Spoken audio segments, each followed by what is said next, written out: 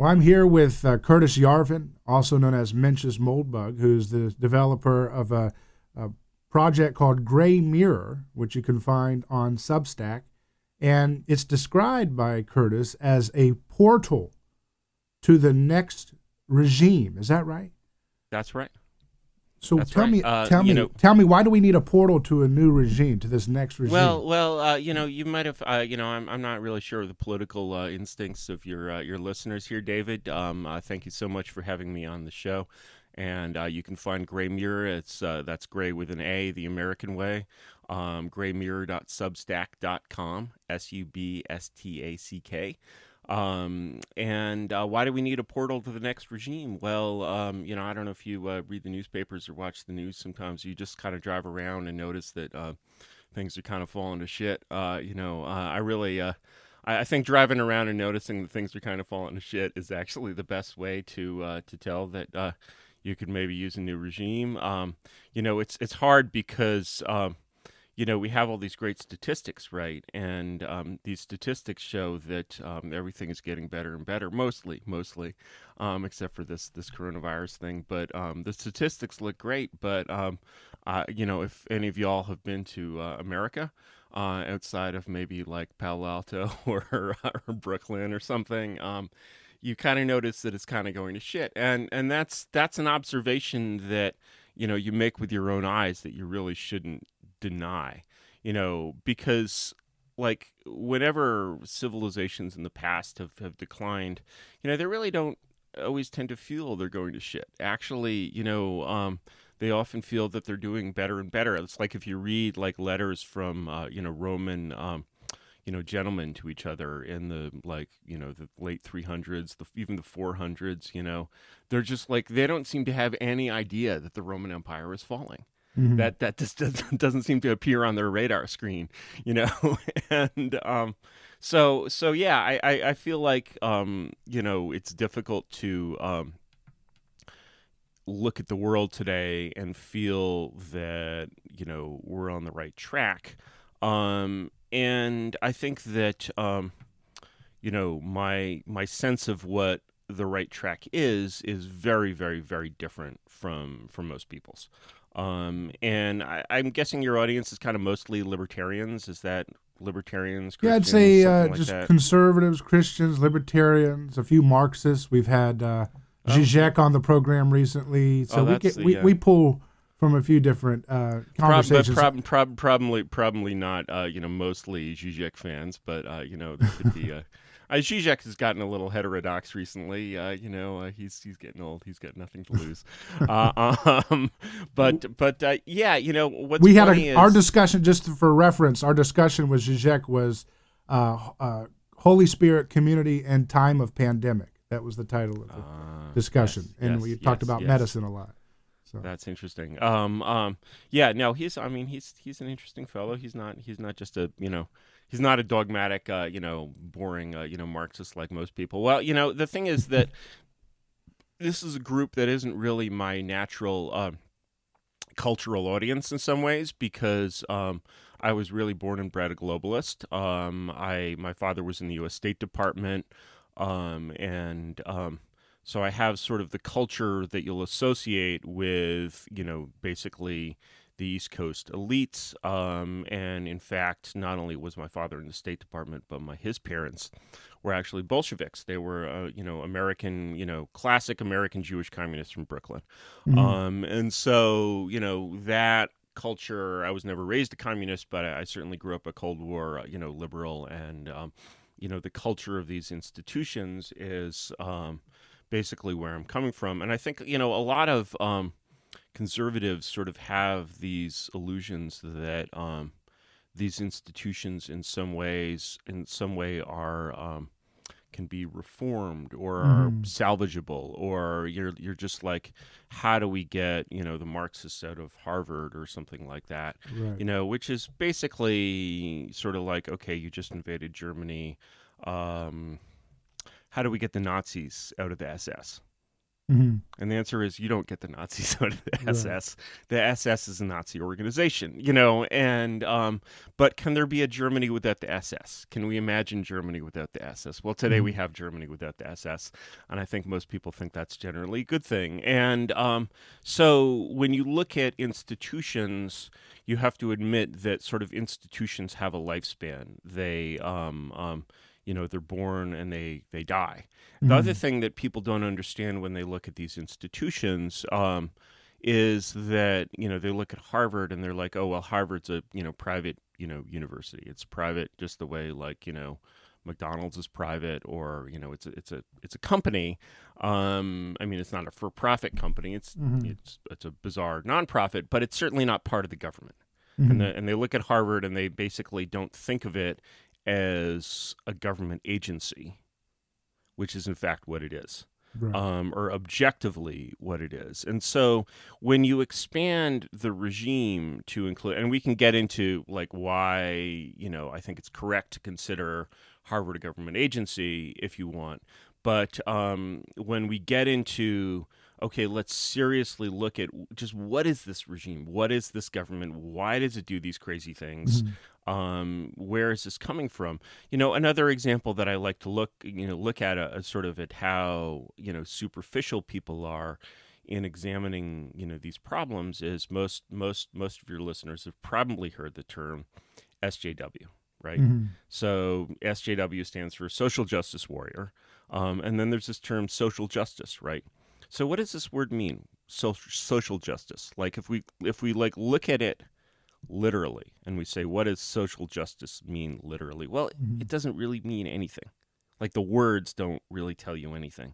But clearly this is a label, this is a phrase that has a very powerful hold. You'll just see it in all kinds of bureaucratic boilerplate.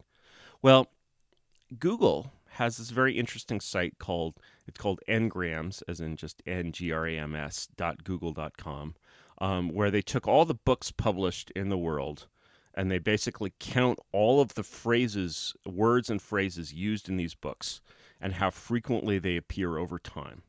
And so you can go and you can look at, okay, here's, the word racism or the word, homophobia. Right? When did people start saying homophobia? Was anyone saying homophobia in 1950? No, they were not. Was anyone saying racism in 1950? Barely. 1930? No. Was anyone saying social justice in 1950? They were. Was anyone saying social justice in 1900? They were. And so, you see this curve going up and it has some little humps and bumps, but it goes up steadily to the present and, is of course spiking like crazy right now. And this curve dates back to the 1880s.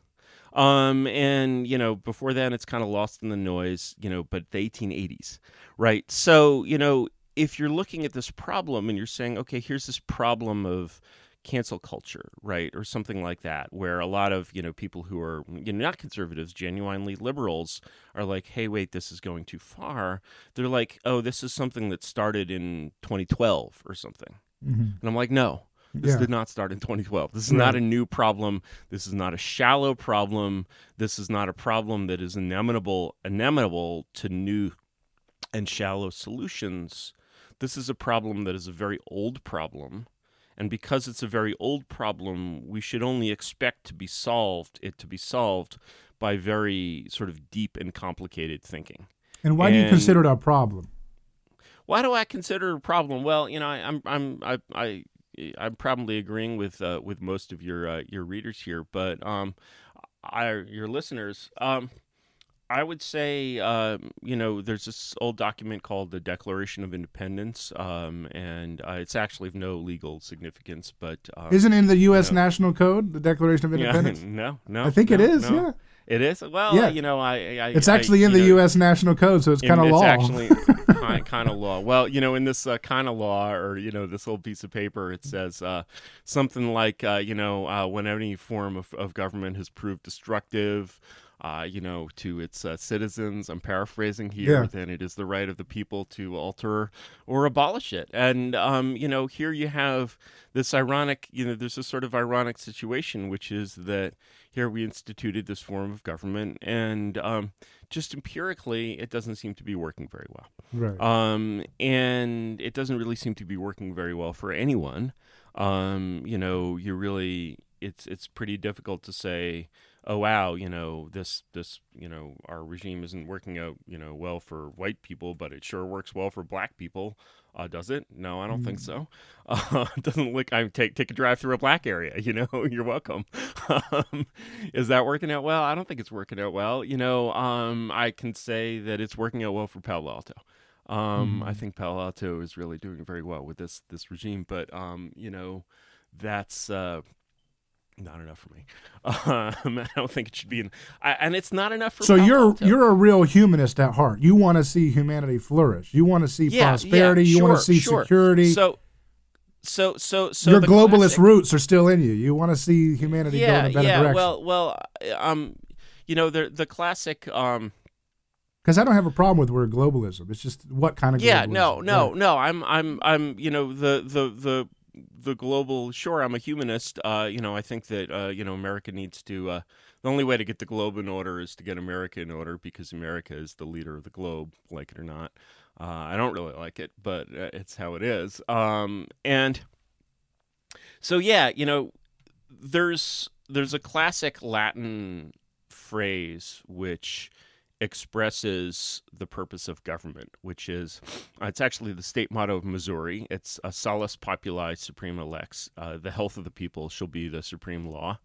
And, like any short Latin phrase, that's a little bit ambiguous. What do you mean by the health of the people? Do you mean their physical health? Well, we've had some issues with that, lately. Turning off a few flights in January would have saved some serious problems. But it's more than physical. It's like, are you looking at, if you imagine, what is the health of, say, New York? What is the health of Indiana? That's a question. One of my favorite writers is the British writer Thomas Carlyle, from the 19th century, who coined this phrase, the condition of England question. And he made this point, which is that you can't really, how is England doing can't really be expressed in numbers. You have to actually look at these people and say, how are they doing? Are they industrious? Are they, virtuous? Or are they living around, shooting opium, or fentanyl in houses with boarded up windows? Are they being used as industrial robots in like Dickensian factories? Are they, and if we look at America, and if we look at, the fractions of America that are not, Brooklyn, I guess Brooklyn's not looking so great these days either, but certainly Palo Alto is still, I don't think they even have any boarded up windows in Palo Alto still. Haven't been back there in a little while, but it's doing great. The stocks are up, everybody's happy. That's clearly not the case for the entire country. And yet, here are these numbers, and GDP goes up every year, right? And so there's there's something that's not being captured properly by these signals of health. And these signals, so do we have and these are more than physical. Do we have a healthy intellectual space? Are we having new good ideas, or are we just increasingly convulsed with these like strange paranoid conspiracy theories? In case you haven't noticed, mainstream conspiracy theories are really kind of a thing these days. Right. Arguably, they've been a thing for some time, but you can't help sort of notice that the thinking that you're imbibing from these from the most prestigious institutions of our time is strange and disordered. And, it's a sort of strange, disordered thought that you read about in history, and you're just like, wow, how did this whole country develop these strange, disordered, kind of cramped and paranoid thoughts? And you're like, this is us, and, these thoughts are mandatory.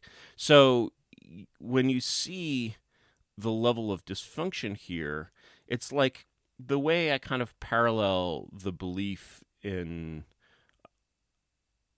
a serious regime transition is, imagine you're in the Soviet Union in the mid 80s. So, you're in the Soviet Union and you're like, oh, wow, things are pretty fucked, if you'll excuse my French. Sorry, you can bleep that. You're looking at the Soviet Union and you're like, things are not very good. And why are they not very good? And almost everyone who's thinking about that problem in the Soviet Union in the mid 80s, the dissidents, the reformers, are all of that, are thinking, how can we fix the Soviet Union? They don't even think about how do we, is that the right question to be asking? Obviously, it's the right question to be asking. So when it turns out that actually the Soviet Union just falls apart, people are surprised. They're like, even the dissidents are surprised. They're like, but this is not what we were trying to do. Right. And they had no plan. They had no, they were like the dog that caught the car. They were like, okay, we realize in retrospect that the idea of fixing this, shambolic thing was completely untenable. And it actually couldn't be fixed, and it could only fall apart. But it fell apart, and we have no idea where to go from here. We have no plan and no vision, and we don't really understand. In the Soviet Union, of course, it could fall apart in favor of the Western system. Here, we don't have any sort of competing, except for maybe China, which is really substandard and, which is very impressive in some ways, but really not what Americans want in many other ways. We don't really have an example of another system that works in the present. Our examples have to be formed from the past, and the past is so, as they say, the past is a foreign country. It's so different from the present that it really takes a lot of work to establish that, to make that connection clear. To understand, it's like you look at the past and you're like, okay, first of all, maybe they're wrong about this or you're wrong about that. But it's so different that we can't even know what they would recommend that we do. And although, we can guess, and certainly that's a very interesting exercise. So you're really looking, this is not a style of thinking that you're going to get from sort of the mainstream American conservative or even libertarian tradition. Sure. Right. So that's really the open-ended purpose of the project, is to say, okay, let's seriously think about, without sort of any assumptions that anything that we have here is perfect or ideal. Because when you look at, American history, which of course goes back well before the Declaration of Independence, it's really it's a 400-year, history. It's not a 250-year history. When you look at this whole history, you see something, you can interpret it in the way that people tried to in the 20th century as this sort of, epic, almost Hebraic, saga of, creating the city on the hill.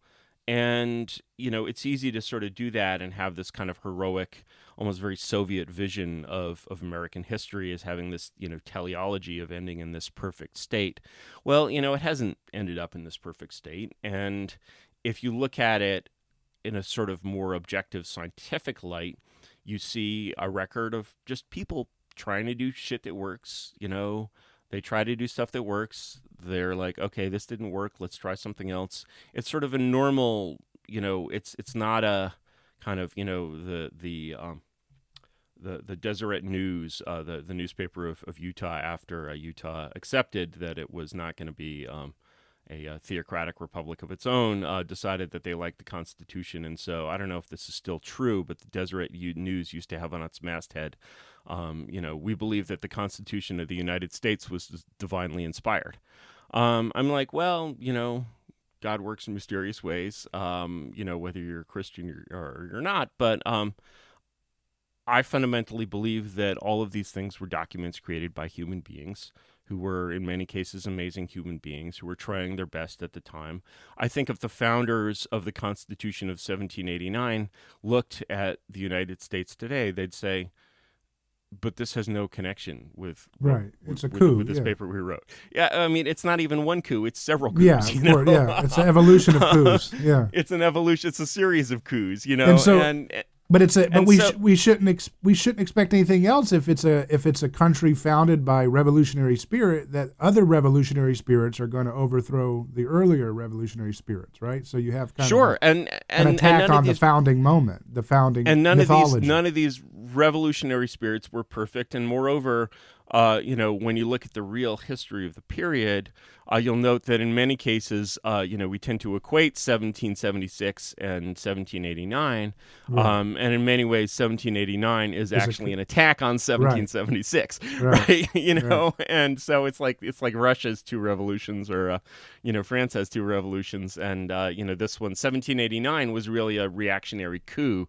against Congress of the Confederation, which has been totally airbrushed out of history, right? Sure, who was America's first president? Was it John Hanson? Or that's my great-great-grandfather, actually. Yeah. Well, there you go. There you go. So thank you for giving a little nod, a little plug for the Congress of the Confederation. Yeah. Now I happen to like Luther Martin. I was introduced to him, this forgotten founder, drunken prophet, according to Bill Kaufman, who wrote this biography. No, I really don't know Luther Martin. Was he North Carolina? He was from Maryland, and he's actually, his grave is paved over by a sidewalk, because he was one of the opponents of the Constitution in the actual convention. Jefferson was out having fun in France. That's when they got together and did the Constitutional Convention, and Luther Martin was this kind of verbose guy that he would get drunk.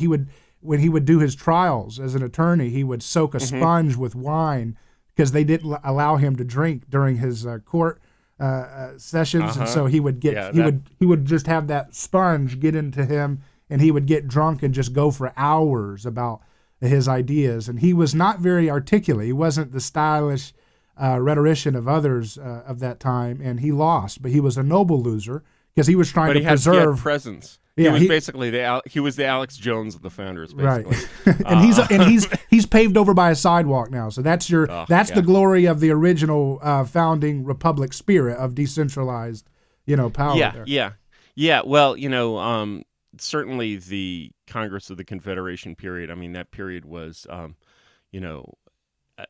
it was not a great success, and that was, essentially the motivation for the Constitutional Convention, is that they tried this great theoretical sort of confederation that came out of their Lockean heritage, and which is really a heritage of, I think most Americans, when they consider that founding population, have failed to sort of reckon with something that really comes very clearly out of the source text for me, which is that this was a population of law nerds. They were all basically, not only were there a lot of lawyers, but they were all basically trained that essentially lawfare was the path to power. And not only was there an intense amount of really I would say very sketchy lawfare in the Revolutionary period, of course. Going back earlier to the previous Civil War, which is part of our heritage too, which is the English Civil War, you see, Charles I is basically getting lawfared out of his job by, the Cookes and Blackstones and, all these legal authorities that legal historians sort of revere. But when you look at them, politically, they're basically coming up with these sort of very spurious arguments as to why Charles I isn't actually the king and shouldn't actually be doing any kinging. And these are just very spurious, they'll sort of appeal to these old Saxon traditions or whatever, which don't really exist. And what they're expressing is really just the rising virtue and power of the Puritan class.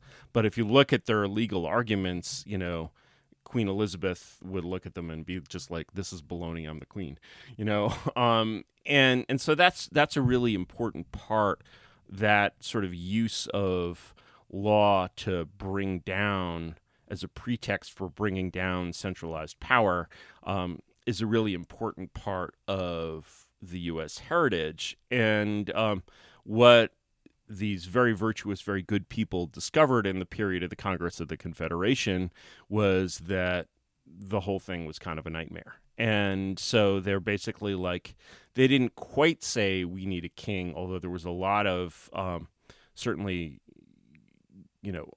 it's unclear whether Washington could have had that job if he'd wanted it. But what they created was essentially a very king-like, national government, which did not explicitly, accept the name of a national government. It was still technically federated, but in fact, it was the Federalists with Washington and Hamilton acting as really acting as a national government, and acting almost as an elected dictatorship in many ways. They'd created the government; they were entirely in control of it. And then even when the Federalists lose their political power and the anti-federalists are elected, Jefferson is like, okay, I guess I was against this, but I guess I'll keep it this way. Kind of nice. Right? I like it. Yeah. And so, the Federalist Party disappeared, but the Federalist institutions all remained. Similar to the way that the Bourbons, when they came back to France after Napoleon, kept the Napoleonic institutions. That's a thing that happens in these regime changes. And so when you look at this as the history of, imperfect people trying to do imperfect things, and you're not looking at it as a sort of, almost sort of quasi-religious path toward the city on the hill, that really opens your mind, because you're just like, okay, these people did some things right, they did some things wrong. What they did has sort of little relationship to what we're doing now. So you're saying, in other words, you're saying, let's not sacralize it, but let's not demonize it. Let's just look at it as kind of as almost kind of as a historical. As a historical event, let's dispassionately analyze it. Let's live in history. It. It's like when you read about, say, the Peloponnesian War or something. Athens and Sparta have some modern resonances, right. But nobody's like, oh, I'm on Athens' side. Yeah. No historian is like, or you read about the 100 Years' War. No historian is like, well, I think the French were all wrong in the 100 Years' War, and I'm glad we kicked their ass at the Battle of Crécy, right? No professional historian would think that way. They wouldn't pick a side. Right. But as we come closer to the present, they have to pick sides. And so what they're doing is not really sort of even respectful, to the history. Whereas if you look at any period of history that is sort of so long ago that we can take it objectively, we normally look at a conflict and we see most people on both sides of any war are fighting for what they think is good. They have different visions of the good. You can very rarely get people to fight for evil. And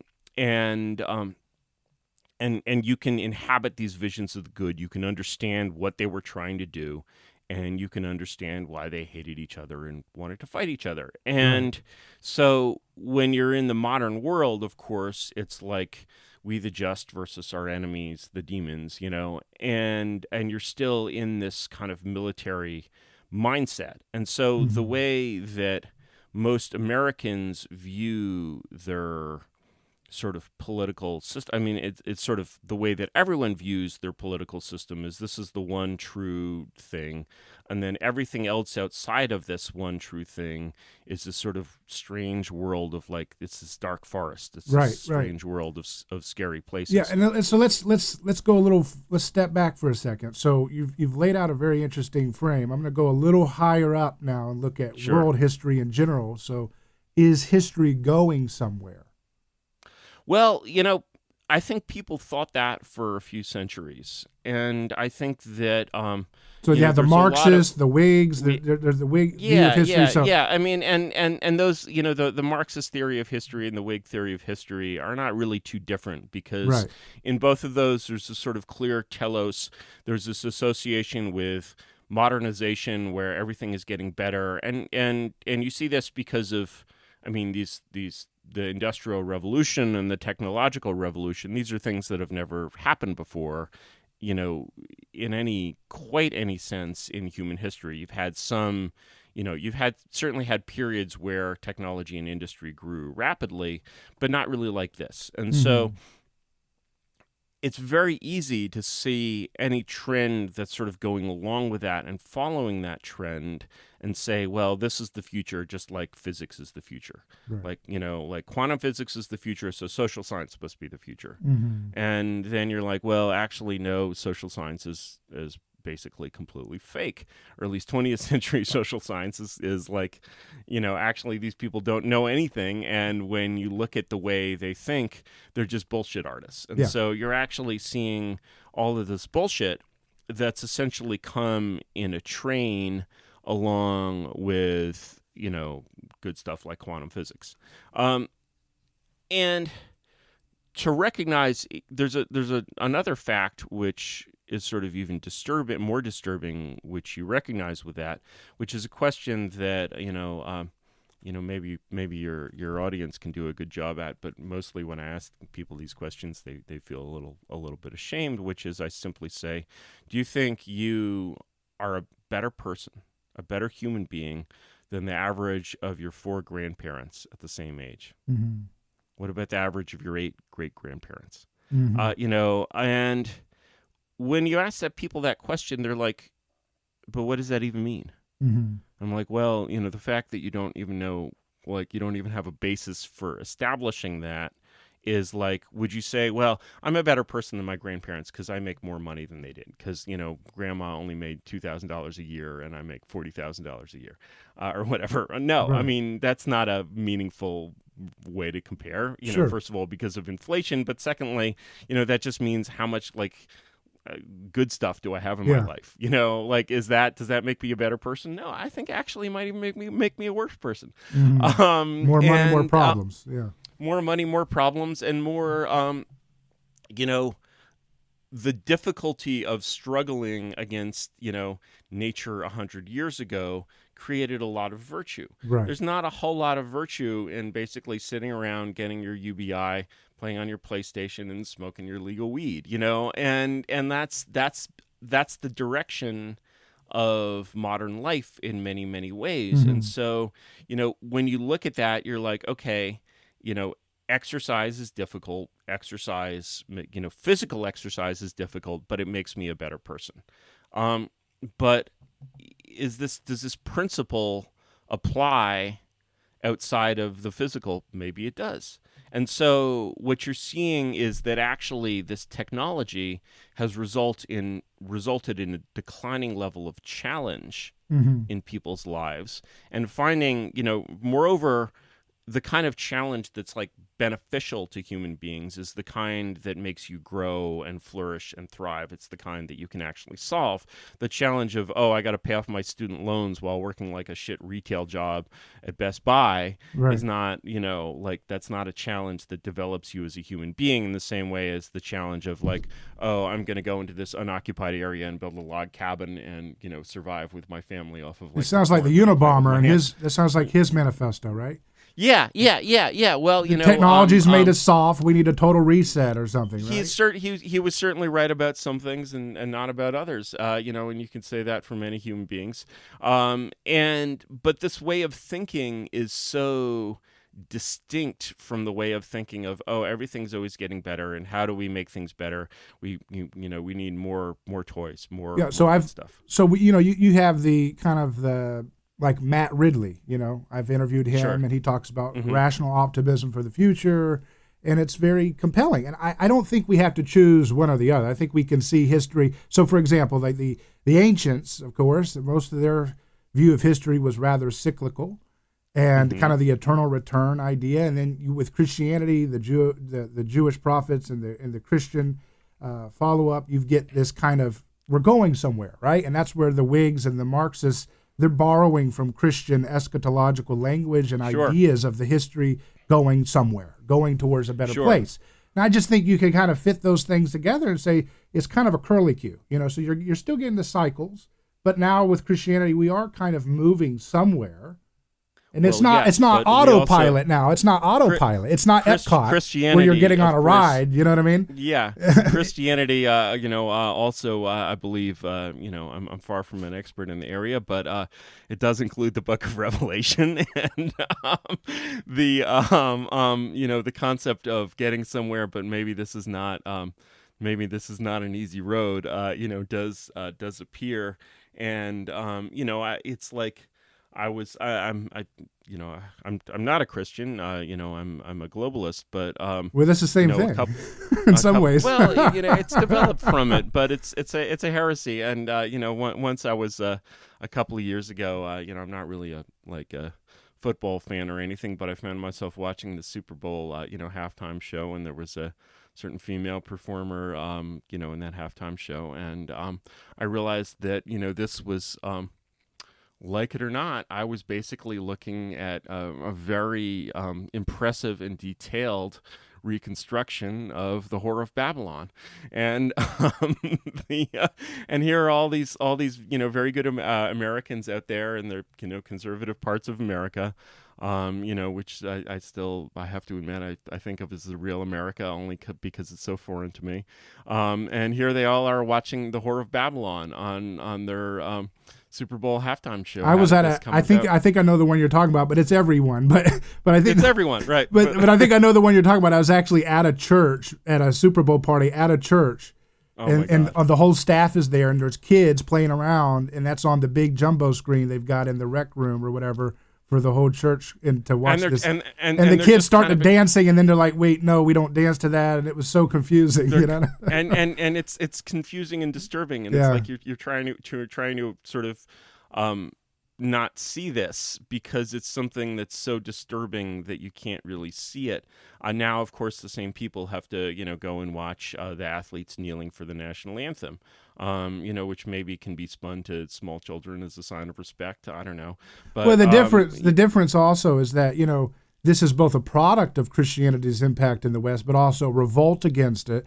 And it's precisely because those displays of vulgarity are considered to be aspirational, to be considered empowerment. Whereas in the ancient world, they may do those kind of debauched displays of vulgarity, but it was considered, this is for our entertainment and consumption. This is not something to aspire to be. This is not. Of course, they didn't even have an aspirational hierarchical structure of moving up. They did even before Christianity. I think the pagan Romans felt some shame, at the sites of decadence. I mean, right. Let's not forget that the Romans began as this very, extremely. I mean, our word virtue, of course, comes from the Latin word virtus, which means something else, slightly. But they were certainly a very moral people in 300 BC, not so much 300 AD. And so what you're seeing, it's interesting because, you look at this and you're like this curve and you're like, okay, there's a telos here. And what you're actually seeing, if you could separate the curves of sort of human virtue and technical capacity, one thought experiment that I like is to say, okay, let's admit that it's possible that your great grandparents were better people than you on average. Obviously it depends, but let's take America in 1920 and get a time machine, and we're going to teleport the America of 1920 completely intact somewhere into an unoccupied part of the South Pacific in 2020. Okay, what happens? So you have all these people, they don't have great technology. How long does it take them to basically download Wikipedia and catch up on their chip fabrication? Probably not very long. How long does it take for them to just kick our asses in every possible direction? Not long at all. I mean, you've seen film from that period. You've seen the people in the streets. You've seen photos. You've seen this is a busy America. This is an energetic America. This is they've just come through a war. There's various economic problems, but this is a country that could kick China's ass. And today, of course, our ass is getting kicked by China, in not militarily, but certainly in the domain of economic war. And so you're looking at this and you're like, no, actually, there's been a very real degeneration in the human quality of this country. Even even just counting the descendants of people who were there at that time, you're like, yeah, if I were building a country, who would I draft? Would I draft you or your grandparents? Well, frankly, I'd probably draft your grandparents. And that's a but some of those standards that you're judging the difference are based on more classical standards, right? Would you say? Sure. Nietzsche, sure. Not Nietzsche. I don't want to go there but it's kind of a little bit Nietzsche. You're talking the standards that I'm using are the standards by which humans, were judged for, thousands of years. Right. And so when you see those standards change, you're like, okay, are these new standards, better standards? Do they work better for people? Are they more successful in, objectively in any way? No, well, maybe I'll consider using the old ones. Moreover, I don't know how much exposure you have to science, but in the principles of the philosophy of science, one of the big principles is when you do an experiment, you need to evaluate the results of the experiment by standards that were set before the experiment. Because if otherwise you're basically shooting at a barn, you're performing what's called the Texas sharpshooter fallacy, because you're shooting at a barn, looking at the holes, and then drawing a bullseye around the holes. And that doesn't show that you were shooting accurately. And so, like the phrase "the American experiment" has been frequently used throughout American history. In the early part of the 20th century, people used to talk about the Soviet experiment. I think we've seen the results of that experiment. The great experiment of 20th century governance, I think, has not produced anything like the results that it expected. And you have to basically say, wow, what would people of 1920 think of what we've done here? And not I very think the answer good. is, yeah, I had an interesting interaction once. I don't know how many military listeners you have or people from that culture, but I imagine there's one or two. So General McChrystal, who was the commander in Afghanistan for a while, who was kicked out by Rolling Stone, basically.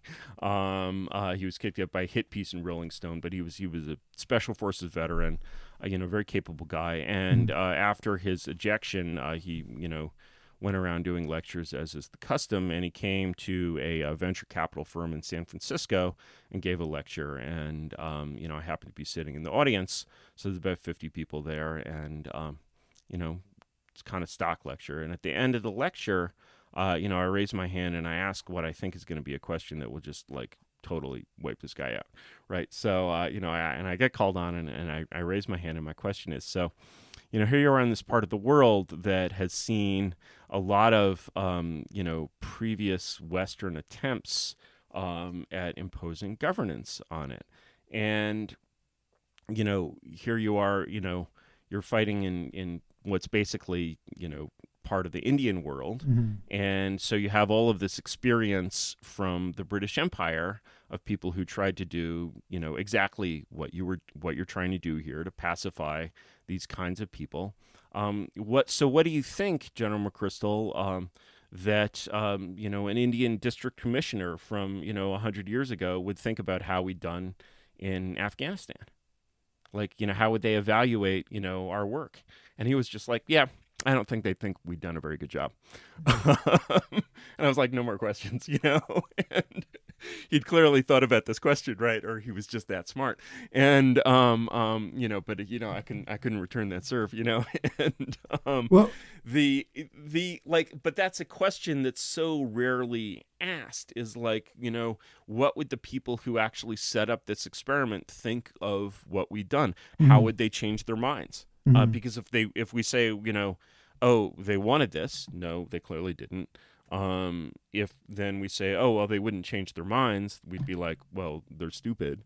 And that's a way of thinking that people don't really sort of get into when they're locked in the sort of the latest news cycle. Right. It reminds me of a discussion I had with a friend of mine who's a Marine veteran who was over in Afghanistan and saw a lot of awful things. Someone who was a Christian, someone who was a big warrior and believer in the virtue of America. And he goes over there and he says, he saw examples in which the military, the soldiers, were being used to be protection detail for pedophilic warlords. Yeah. Oh, And he saw one of his friends, some of his friends got blown up by a 13-year-old boy who was being exploited by these warlords that our soldiers were protecting so that they could facilitate their trafficking ring. And he blew up his friends. And think about the mind screw that does, right? I mean, your friends are killed by a 13-year-old who's angry because you guys are basically acting as Jeffrey Epstein's personal security detail, so he can. I mean, that's right. Equivalent. That's right. I mean, it's awful. Straight, it's totally horrendous. It's straight out of Apocalypse Now, and somehow, or David Lynch or something. You know, or David Lynch. It's horrific and surreal and absurd. And here you have these Americans who are basically signing up for this service under the theory that they're, defending America in some ways. And this theory simply can't be, like, you can't find anyone who actually believes in that effort, but, it's, I hesitate to say profitable. It has a momentum, it has a bureaucratic and, yes, economic momentum of its own. And it comes from, and the thing is that when you look, that's another sort of good example of how deep the problem goes, because, when 9/11 happened, as you may recall, they developed this interesting term, Homeland Security. We developed this Department of Homeland Security. And it sort of caused people to ask, like, at a certain point, you have this linguistic problem where you have these two concepts. One of them is Homeland Security, and the other one is national security. And they would appear to be the same, like, linguistically, they're the same thing. But in fact, national security means ruling the world. Okay, how did national security come to mean ruling the world? And again, you have to go back to before the lives of those now living. Well, it's the same way federalism came to mean nationalism, right? Yeah, that's right. That's right. And so, at one point, basically, FDR literally says, I forget the exact line. Well, he said, America's frontier is on the Rhine. That was before the war. He denied saying that, but he did in fact say it. And then later during the war, he said something like, political events anywhere in the world affect America's national security, right? And so you've basically gone out... Very insecure. Very insecure. You've basically gone out, on this somewhat, dubious thesis of this Axis plan to conquer the world, which probably never even really existed, even though, those people were just as awful as we said they were. But they were just as awful as we said they were, but they were not at that time trying to conquer the world, which we basically were. And so we conquered the world, and, that created a lot of interesting things. It certainly created, kind of my childhood as an imperial proconsul. I started to realize kind of as a teenager that the purpose of an American embassy in a country isn't to sort of relate to it on a peer-to-peer basis, but actually to supervise it.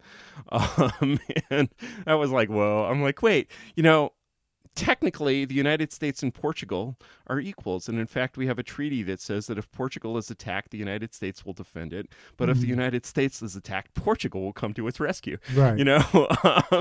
But, this isn't actually the structure. And then you're just like, wait a second. The Soviets claim to have something exactly like this, where they're like, oh, yeah, we have socialist brotherhood between Poland and the USSR. But, it doesn't appear to be entirely completely brotherly. Well, it's this strange admixture of Christian universalist zeal mixed with pagan sacred practices. Yes, and it's all mixed together. Yes. And it's all mixed together, and it's basically doing this thing that you can read about in many, many texts before... you read like, Vattel on the Law of Nations, and, Vattel will explain to you the concept of a satellite state. And he'll be like, okay, this is a protectorate. This is not a real country, because a real country has its own foreign policy and the right to make war. And as soon as you've lost the right to make war, you're not an independent country anymore. Right. And I'm like, okay, Vattel is telling me that the United States is a global empire. And because, clearly it would not tolerate, Spain and Portugal making war on each other. But I think I want to go back to you compared that Sure. Afghanistan, success versus the past. And you said it's not doesn't look as nice as our past. Yeah. The thing is, I have a somewhat of a history of being a conservative and a libertarian, and in some ways, the things that knocked me out of that are sort of most interesting. And so to me, and so it's like I believed in the war in Iraq because I was like, okay, here's this, it's just like Nazi Germany. You're going to go in there, you're going to take this horrendous political system, you're going to clean it up, and you're going to turn it into something that roughly resembles New Jersey. Right. And, actually, it's gone a little bit more the other way. New Jersey looks a little bit more like Iraq. Iraq does not look anything like New Jersey, and this didn't actually work. Why didn't it actually work? It didn't actually work because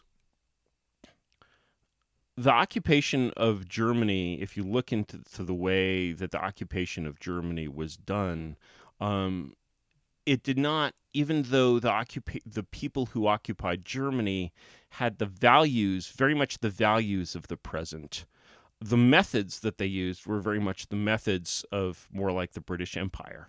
And so, if you read the occupational directives in Germany, it's like, don't fraternize with these people. You have to remember that they're a conquered country. They should be fed 800 calories a day. It was almost Stalinist in some ways. It was like this weird mixture of the British Empire and of Stalin. And it left no, the U.S. made it very, very clear who was in charge. We were not liberating Germany. We were not like restoring it to have its own political destiny. We were conquering it, and that was very effective. And the Germans were very effectively conquered, and they have been very faithful ever since. And radical German terrorism has not threatened America.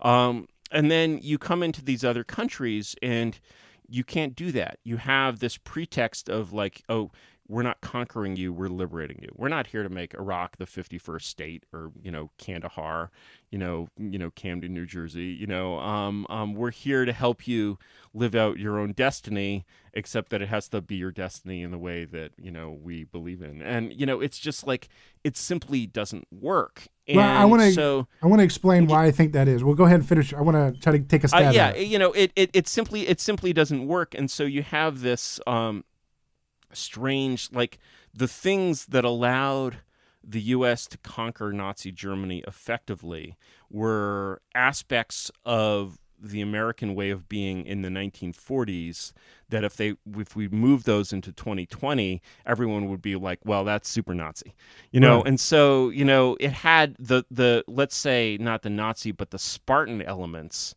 in American culture were much, much stronger at that time. And so, certainly the Americans who went ashore in France were basically like, we're protecting America from a Nazi invasion. They're not like, oh, we're invading Europe so that, Europe can have racial and gender equality, Right. and that was not in their minds. And so, in fact, what they did was much more sort of pre-modern than modern. Now we've sort of eliminated all of those Spartan elements from our culture, except right. in various vestigial ways in the military, and we find that it just doesn't work. So here's my stab at this. I think maybe you'll Sure. see something here. So Please.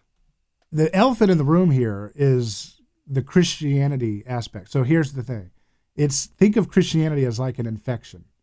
When we have an infection that's destroying the system that we're trying to keep revivified through various narratives that we put out there in the world to remake the world this way or that way, and to let so for example, when I think about you talk about red pill, you were famous for making that a thing, and then you talk about the clear pill. Well, you got to think of Christianity. We reject all forms of pills. We reject the pharmakos. Okay, the pharmakos in our framework of Christianity is the ritual human sacrifice that underpins the structures of so much of the world for thousands of years. So here's sorry, go on. Well, my point is to think of what Christianity is doing. You have to think of a purge. We don't take a pill. We're vomiting up all the pills that we've been taking in history. Oh yeah. And that's what Christianity is about. It's I'd rather spew you out, is what the writer of Revelation says. I would rather spew you out than that you were lukewarm, like the Laodicea church. I use that quote in one of my recent pieces, and you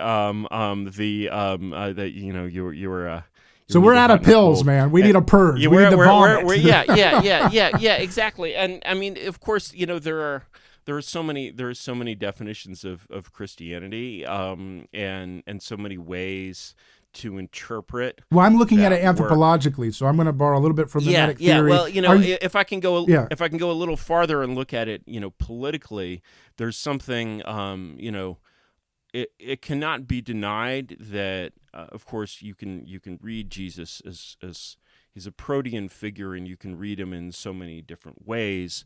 But you can certainly read him as a revolutionary leader, right? And if you look at the milieu in which he was operating, there were a lot of prototypical revolutionary leaders. I mean, the Jewish revolutionary spirit of that time is really a thing. And, you have all of these, and most of them are just, I would almost say kind of terrorists straight out of, like the whole Masada experience. Like these are, there's a very ISIS-like quality at work. Well, there's two Jesuses in the persecution of Jesus. You know that, right? And the Pilate. I did know that. But and Pilate, it's a common name. Barabbas. Yeah. Was Jesus Barabbas, and he was the earliest. I didn't know he was Jesus Barabbas. Right. In the text, the earliest gospel text, he's named Jesus Barabbas, which means Jesus Bar of Abba, the Father. So there's two Jesuses, son of the Father, that are on trial, and the Barabbas, crowd. And Barabbas is just a bandit, right? Yeah, he's like Mel Gibson's. He's like Mel Gibson's William Wallace. That's what he is. He's a revolutionary. Right, yeah. So he wants to overthrow through violence. Yes, he's a revolutionary bandit, right? And that's common. That's a normal thing. He's Robin Hood. He's Robin Hood, right? Whereas Jesus is not a normal thing. And, there's this great line that Jesus has, which is, of course, the render unto Caesar line. And, most people have sort of heard that line, but, the story there is so good because he's basically like, here's Jesus, this revolutionary leader. And, people are like, okay, Comrade Jesus, should we pay taxes? Mm-hmm. And Jesus is like, when you pay taxes, what are you paying them in? And he's like, well, these coins. Oh, bring me the coin. Show me the coin. And, he's like, well, this coin says Caesar on it. So I think it's clearly Caesar's. And what's interesting there is he doesn't have a coin on his possession. And when he asked them, present me a coin, that's a religious figure who has got a coin on him. And so when he brings it out, it's a picture of Augustus, Caesar Augustus, which is bearing a false idol. So he's making he's destroying their whole hypocrisy right in front of them because they're saying you're bearing false idols in your pocket because it says Caesar, son of God. You know what I mean? And he's requiring them to separate basically, this thing of saying the prohibition on worshiping this false idol is basically as strong as the rule of, you got to actually pay your taxes. And as a piece of revolutionary praxis, what this turns into is, this is, obviously it's not my idea. Maybe it wasn't even Jesus's idea, but it's a great idea, is essentially that rather when you see this system, Jesus is like, okay, let's think of Jesus as a very practical revolutionary leader here. He's like, I'm not going to have the last time we had a Jewish revolt and tried to overthrow we weren't even trying to overthrow the Roman Empire. We're just trying to get it out of Israel. And, it was this massive disaster, right? Because Titus burned Jerusalem and took the Holy of Holies, yada, yada, yada. And this is not the way. This is not how we're going to do this thing. And so, this is a supremely practical act where you essentially say, look, here are the two things we can't compromise on. We can't revolt against Caesar. And so what we have to actually do, rather than revolting against Caesar, is deny his spiritual authority. We can't worship Caesar. We live in this place. We're ruled by Caesar. You know what? Our objective is not to get Caesar to bother us. Actually, our objective is to have Caesar not bother us. Let's actually live in a way such that we are giving as little offense as possible to Caesar so that we can live in the way that we find to be good. And so you compare, it's like if you're looking for a modern equivalent of that strategy, let's compare the approach of, Christians who are sort of pushing back against the modern world which is, of course, obviously very, very common. You go back, I don't know that there's anything left of like the moral majority or anything like that, but these are very, these are Christian warriors. This is the church militant, right? And then you compare that to, say, the Amish.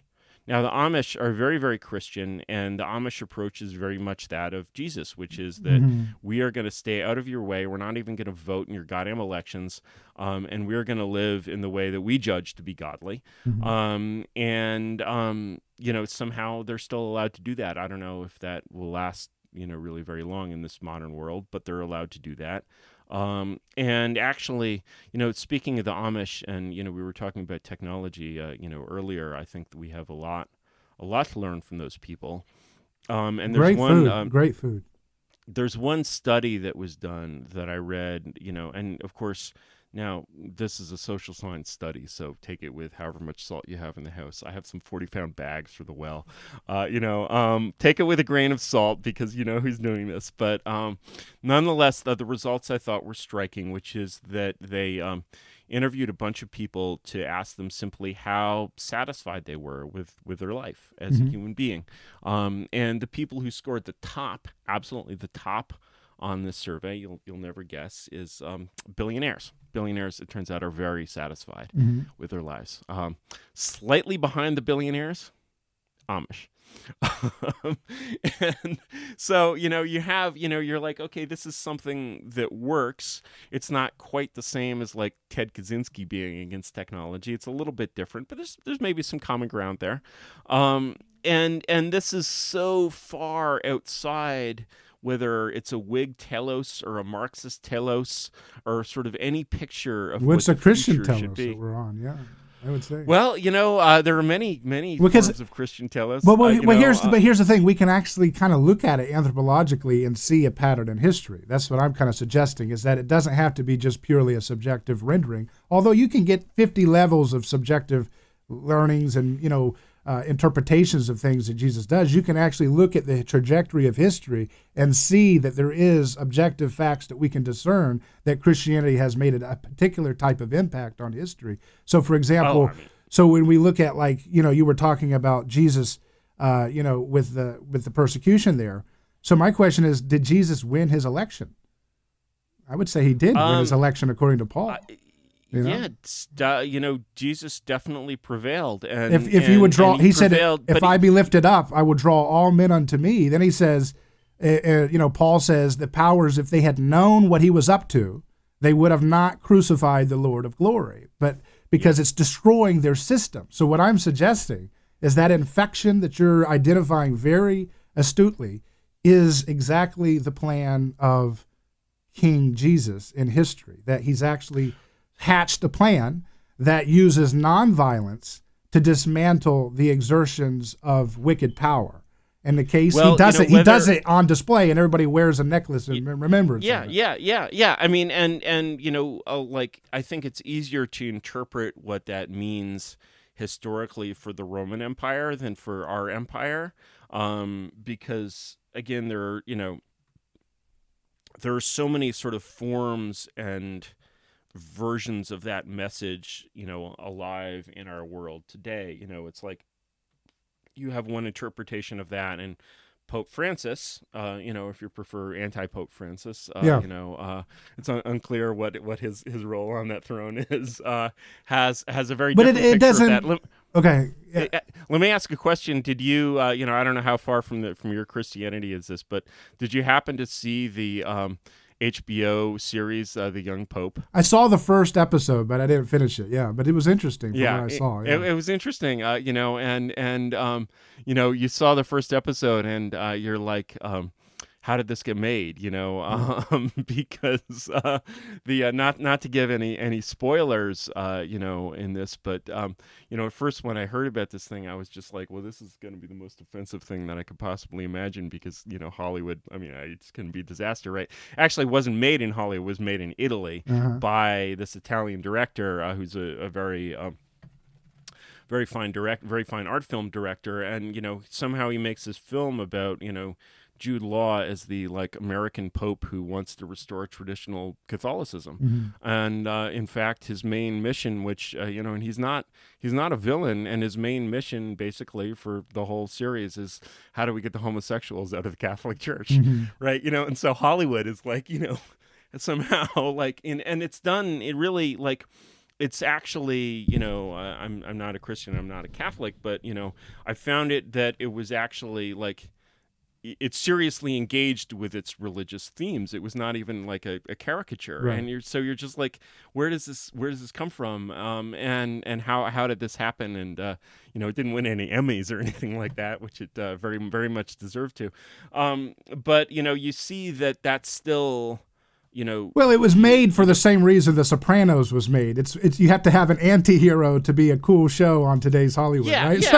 There's Han Solo, Tony Soprano, young There's Pope. an element of that, but it's actually, for a little while I'm like, okay, this is an anti-hero, but to some people, I suppose it's an anti-hero, but it's also a little more than an anti-hero, and these are sort of.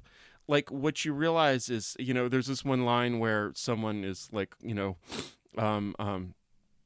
claiming they're like, some like business person in the Vatican is like claiming their credentials and is like, she's like, well, and I went to Harvard, and Jude Law is like, well, when I hear the word Harvard, all I can think of is decadence. I'm like, wow, so and you're absolutely right in a way though, because what's motivating this is what makes it work is it's kind of fresh. It's like in a world where one of the problems that this regime has right now is that it's taking these ideas and these thoughts and these perspectives that were incredibly fresh in 1968. And people, wow, I mean, just the freshness of them in the 60s was incredible.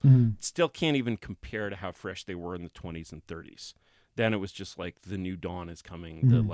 It was just like crack straight into your veins, right? And now it's like, sure, can these ideas still take a teenager who is maybe in middle America and has grown up in a fairly traditional background. Maybe she finds kind of boring, and then here's this excitement. She can be all like Black Lives Matter. She can pierce her ears. She can pierce her nose. She can become trans, Is that still exciting to a certain set of people who it hasn't infected yet?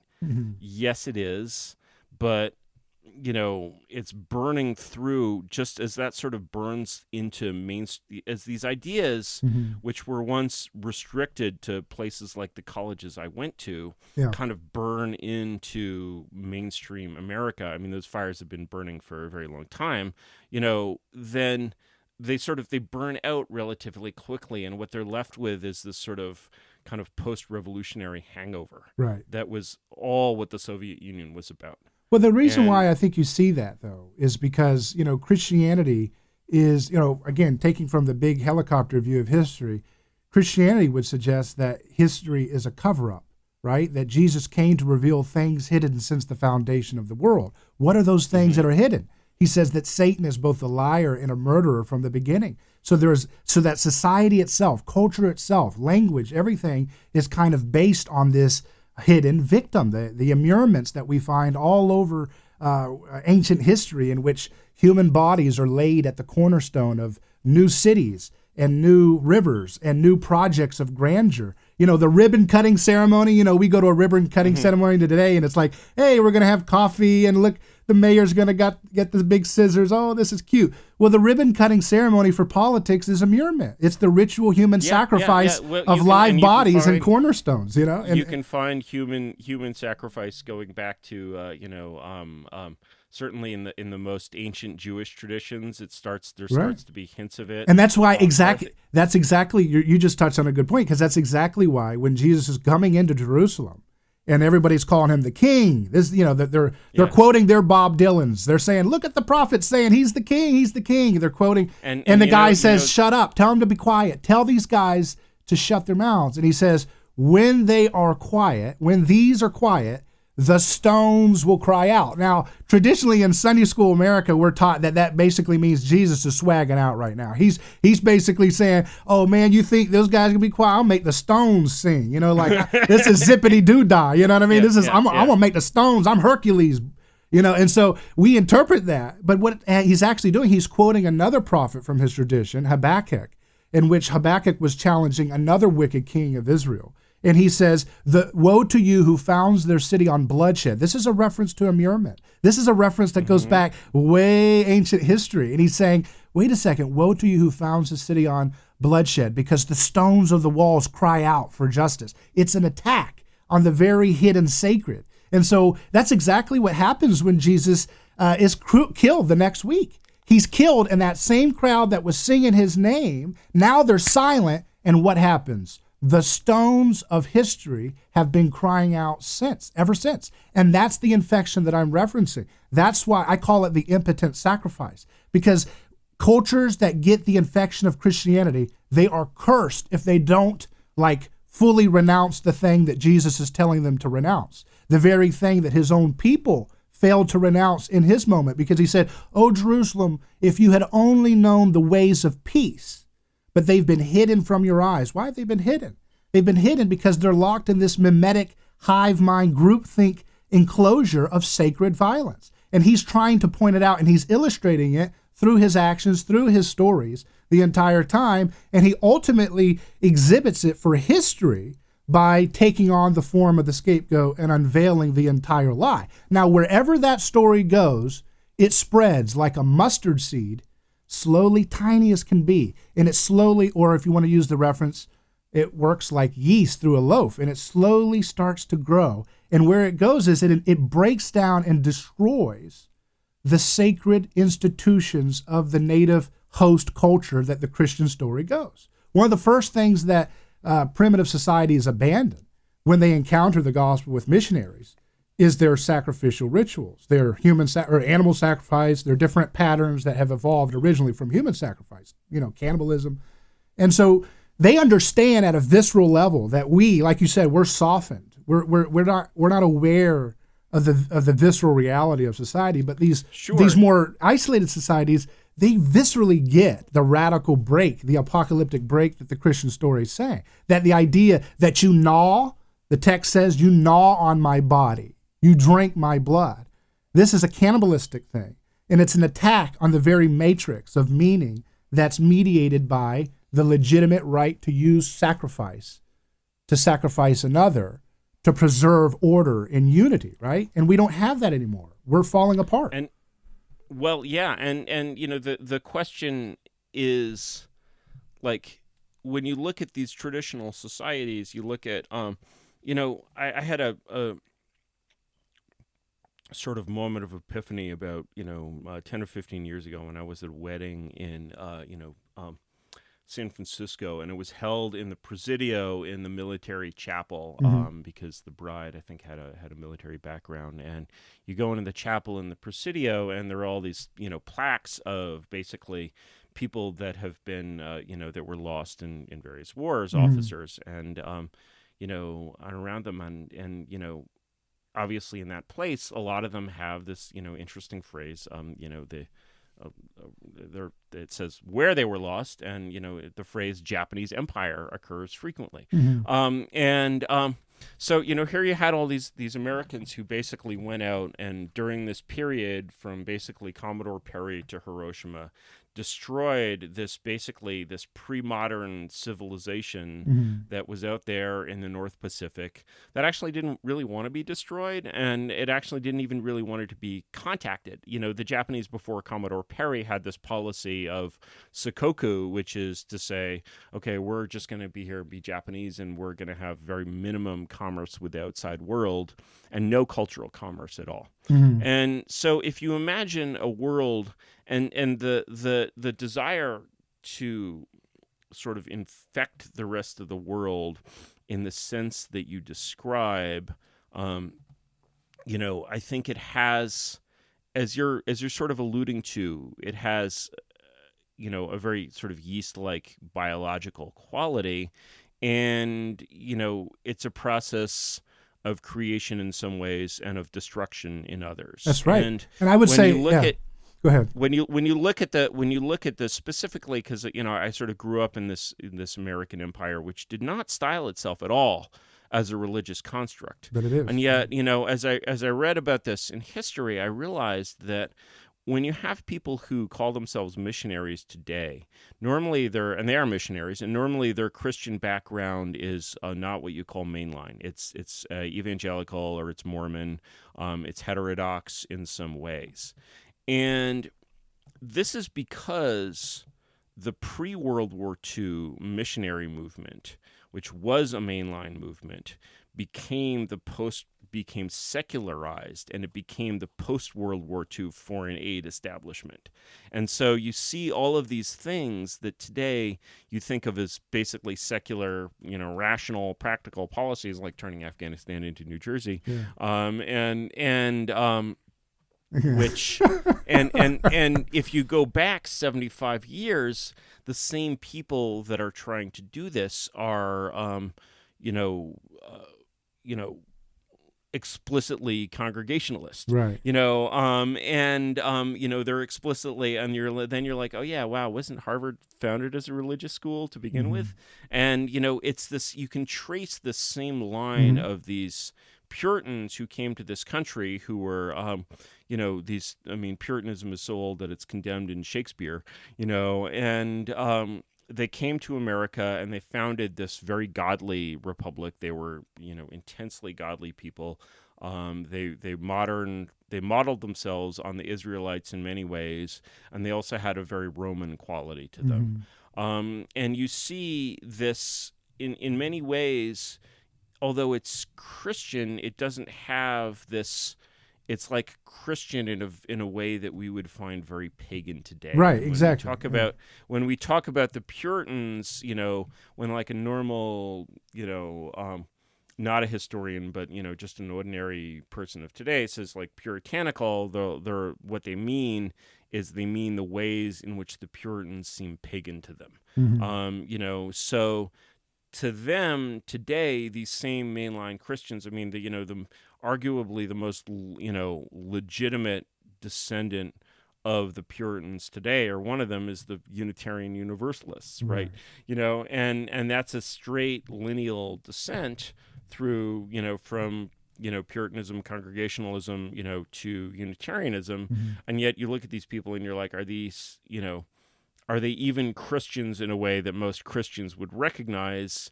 I would say, probably not. Well, the seculum was a Christian doctrine. It was a Christian invention. The idea of having a secular space. So if you're saying I'm a secularist, you're a Christian. You're just heretically trying to make Christianity something else. You're yes. You can't say it's like English can change a lot, but it can never become not an Indo-European language, because that's where it comes from, right? And you really have to consider, when you consider languages, religions, traditions, you basically, if you're not thinking about where this comes from, you wind up in the same kind of taxonomic hell that you get when you classify a bird and a bat as the same kind of things. So So the issue that I think is there, though, is that let me ask you a question. Do you think Jesus meant something when he said, "I've not come to bring peace but a sword, to cut daughter from mother and to cut father from son," and all that? Because I see that as part of his plan that you and I are a part of right now. Like we're in his fishbowl.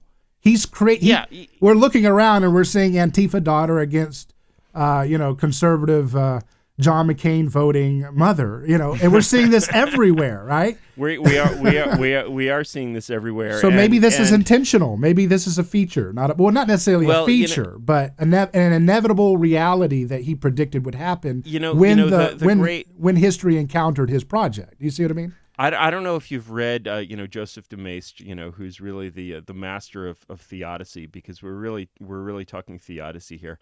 And Maistre is like he's not a Frenchman, he's a Savoyard, and so he's writing, but he's obviously a French speaking person. So he's writing in 1797 about the French Revolution, and he's basically like, okay, obviously very completely uncompromising opponent of the French Revolution, and he's like, this is God's plan. Actually, you can clearly see the divine hand in the French Revolution, because what the French Revolution is, the way in which the French Revolution is doing the work of God, is that it is punishing the French who need to be punished. Right. And specifically, if you look at, he's like, oh, you look at all these, people who got their heads cut off, and you're like, they're innocent. He's like, well, you look at the people who actually got their heads cut off, and they're basically the liberals who brought about this revolution. Right. I mean, and you're telling me they're innocent? What? And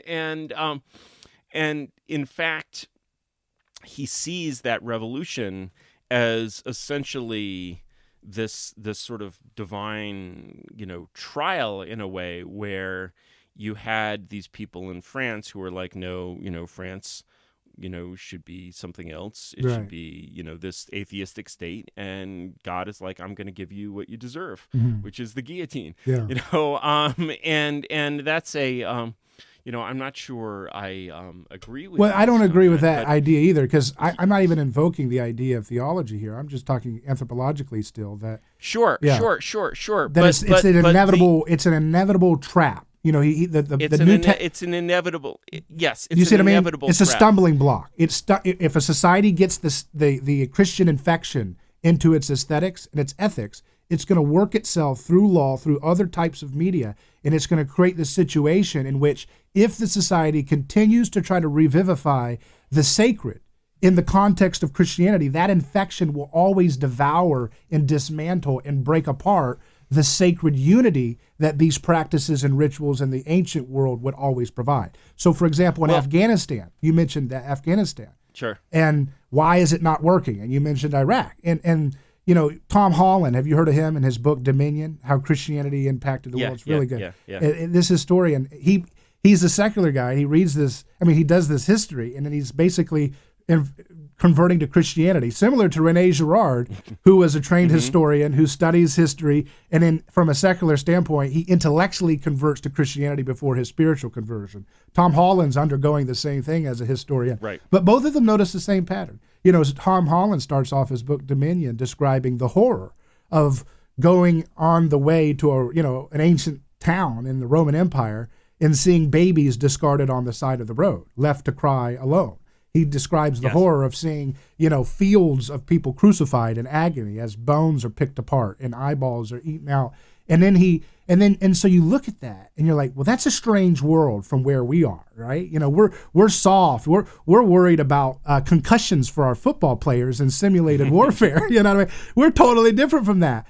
What's the impact? What's the elephant in the room? The elephant in the room is the project that Jesus inaugurated. And this isn't about interpretation. This is anthropological. You can see the history of this trajectory. It's like trajectory. It's kind of like looking at the fossil record of texts. You look at the fossil record, you can see the kind of intermediary forms that we're in right now, where the West continues to become haunted by its victims. And so when you talk about the failure of Iraq and Afghanistan, I call that the impotent sacrifice. The idea is, we do not have the stomach to revivify the level of public brutality that the ancient world would do to get people to obey us. So my friend, the Marine veteran I was referencing, he said, David, the things we're trying to do to nation build, these folks don't understand the level of brutality that we need to employ is something we'll never ever have the stomach for. So the idea is, like in Afghanistan, these folks are, these nation builders are trying to tell these folks, hey, you can't stone your daughter for adultery. And the idea is, what level of sacrifice would be required to stop that barbaric practice of stoning a daughter for adultery? And the question would be, you'd have to bring back the full Monty of the ancient world sacrifice. You'd have to have crucifixions on public CNN and C-SPAN. Live stream. This is what America does to you if you try to stone your daughter. This is what America does if you try to vote for, education rights if you don't vote for education rights for women. We are going to crucify you. But they're never going to do it. They're never going to do it. This is what the British Empire struggled with. This duality, extensively, and they worked out ways to do this that did not quite involve behaving like Genghis Khan, but when we look at those empires, of course, we're like, yeah, British Empire, just like Genghis Khan. Actually, and yeah, they would, there's a famous, saying about, I forget the author of this, I think Macaulay describes it, where the British in India, very, close place to Afghanistan, were abolishing the principle of sati. Do you know what sati is? It's where it's a human sacrifice procedure. Mm-hmm. It's where the wife of a dead man is burned alive on his funeral pyre. And this was an essential part of various Indian, obviously pre-Christian ritual tropes. And, the governor general whoever it was, I forget the name of the, said, okay, this is your custom. You can perform this custom. We also have a custom. Our custom is that of hanging murderers. So after you perform your custom, we'll perform ours. And so that's sacrifice fighting sacrifice, right? Yeah. Not crucifying them, but certainly hanging them. And the death penalty is of course, a highly sacrificial act. But when is that period? What year is that's happening? That is the early 1900s. So what you're doing is you're looking, and this is good. You're sorry. going back in the fossil record, and you're looking at texts. You're going back in the fossil record, and you're seeing that the infection of Christianity is not as deeply infected. It's stage one right now, or stage two. Yeah, you're saying that when you look at the British Empire, or when you look at the old Catholic Church, Girard would say, I wouldn't usually put it this way, but it's certainly a way to say it, that there's a substantial amount of paganism and a sort of pagan way of seeing things, and a pagan, essentially, belief in things that are very, very, unchristian, that allows these systems to work. Right. So there's a famous book called The Expansion of England, which is actually sort of the Bible of the late British Empire, by a guy named John Seeley, written Seeley, written in the late 19th century. And there's this famous passage in it where he's looking at the Raj, the British Empire in India, and he's like, what's really strange is that we in England we completely understand the science of government. We're all classical liberals, or he wouldn't use that term, but, he's like, we all believe in Manchester economics and free trade and, all of these things. And then you go to India and you find this regime that is funded by taxes on oil and salt. Mm-hmm. Why is this regime funded by taxes on oil and salt? It's because the British in India did not, export British, methods of government directly to India. Instead, they combine British methods with the existing Mughal Empire. Mm-hmm. And so, the reason these taxes exist is these are Mughal taxes. And in fact, if you look objectively at the history of India in the 20th century, you see that so-called independent India is actually much more foreign, and you would say much more Christian, than the Raj that replaced it. So in the process of becoming, independent, India is like, oh, well, I see the new, we have to all be Fabians, the Fabian society. We need all this bureaucracy. We need all these civil servants. They developed, this horrendous system of government that in India is called the permit Raj, meaning that you need 17 stamps from 17 bureaucrats that you have to bribe to do anything, and so they imposed this system, in the name of independence. They imposed this system which was culturally much more foreign to India and which worked generally worse. But it was staffed by Indians rather than by British people. And so, again, what you're seeing that these sort of old pagan systems that were essentially necessary to govern a certain kind of person were like, to govern pagan societies and people who lived and believed in those ways, just worked, and the replacements didn't. That's right. Now, that's why Japan kept Christianity at bay as much as possible, because they were a highly functioning scapegoat mechanism derived society, and they know very viscerally that Christianity will muck it all up, will destroy the whole thing. Yeah. They could see that it was a revolution, and they repressed it, very brutally. India was not as lucky because of where they were. India was not as lucky, and Japan would have been much more effectively brought into the modern world after 1940. Japan is still the most alien country on earth in many ways, and that the aspects of Japan that are sort of deeply Japanese only survive basically because of one man, who was Douglas MacArthur. And MacArthur's father had been the Governor General of the Philippines, Arthur MacArthur. So MacArthur was really a colonialist. And the old sort of, before 1950, the conflict in global affairs was always between the missionaries and the colonialists, the people who came to those parts of the world to settle, to engage in commerce. Those were one kind of person, and the missionaries were another kind of person, and the missionaries won. But MacArthur's culture was that of the settlers and the colonialists, and that's why he left so much of Japanese culture intact. Right. But that's sort of the exception that proves the rule in some ways. And the thing that we would have if we still had Tokugawa Japan untouched today in this world, it would just be this incredible museum piece, which has been largely destroyed. Well, Papua New Guinea is an example that gives you some differentiation you can look at. I think Papua New Guinea is very different from Japan. Well, yes, but one of the things that's interesting about Papua New Guinea is that I've had this woman call into my radio show live on talk radio, the same station. Is she a missionary? No, she's a woman that is from Papua New Guinea. She's a native of the island, and so in Papua New Guinea, I interacted with her because she was being accused of sorcery, and she was not guilty of that. But in Papua New Guinea, because it's preserved in amber, a more pre-Christian approach. They haven't had Christianity infected as long and as deeply. And so they still practice, if a child dies, if a woman yawns wrong, they'll say, oh, a spirit came out, and they'll use that as the occasion to try to burn her alive. And they were trying to burn Monica, but Monica refused to leave. So she stayed in the neighborhood, and she's Christian, and she would fight to get women safe whenever they were being accused. And I was like, Monica, you got to get out of there.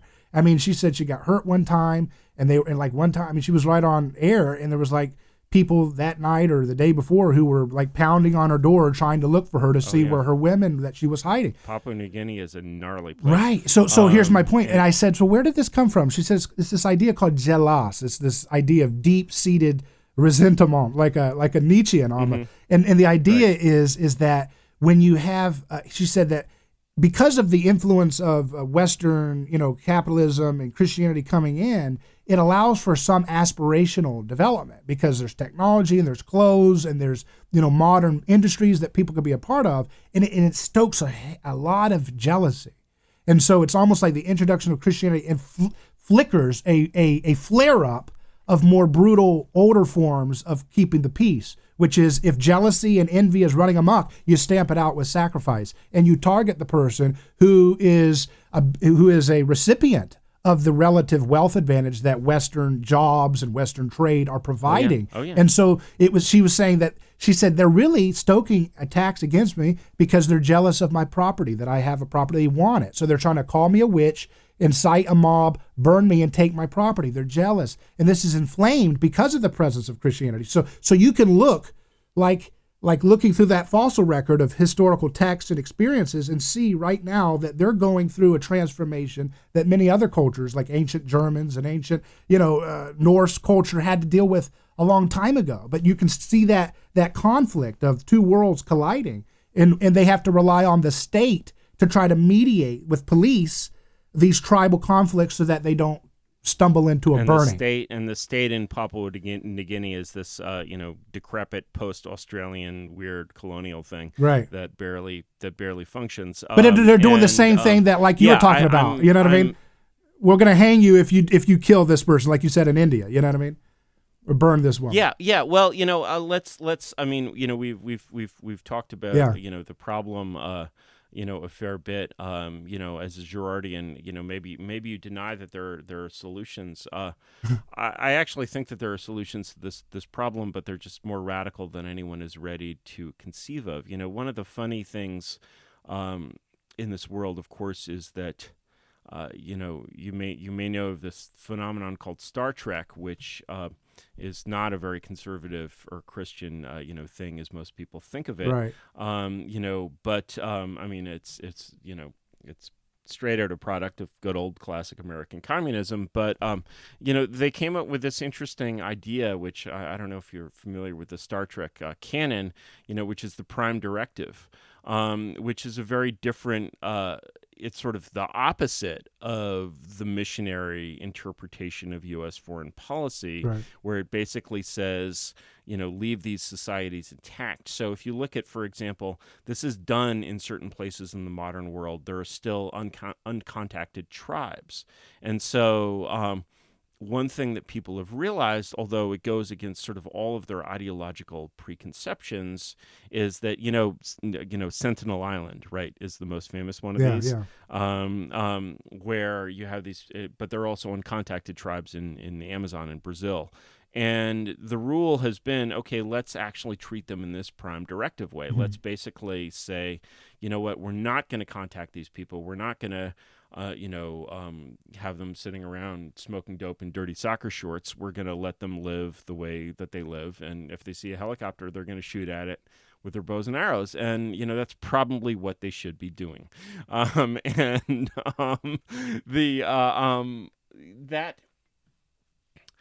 That is so you're trying to save them from the birth pains that Paul talks about in the New Testament. I'm trying to save them from the birth pains. I'm just saying, you're not ready for this. And so when you look at, for example, a situation like Afghanistan, now Afghanistan is by no means North Sentinel Island. On the other hand, one of the reasons why, American troops can't leave Afghanistan is simply that we have no intellectual picture of what it would even mean to abandon part of the world and to say this is not ours anymore, this is its own. And what Western influence would be replaced by is either you'd have some other power that came in and tried to do the empire thing. I mean, my God, do you know who has a border with Afghanistan? Mm-hmm. China. Mm-hmm. I'm like, you know what? Hey, you want to take on some responsibilities over there? You're feeling some oats. You've got a big budget surplus. Free. Absolutely free. We'll just put it on the curb with a little sign on it saying it's yours.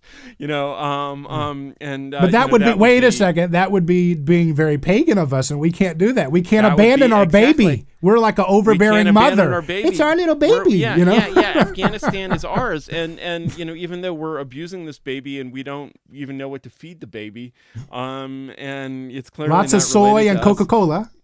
Lots of soy and Coca-Cola, and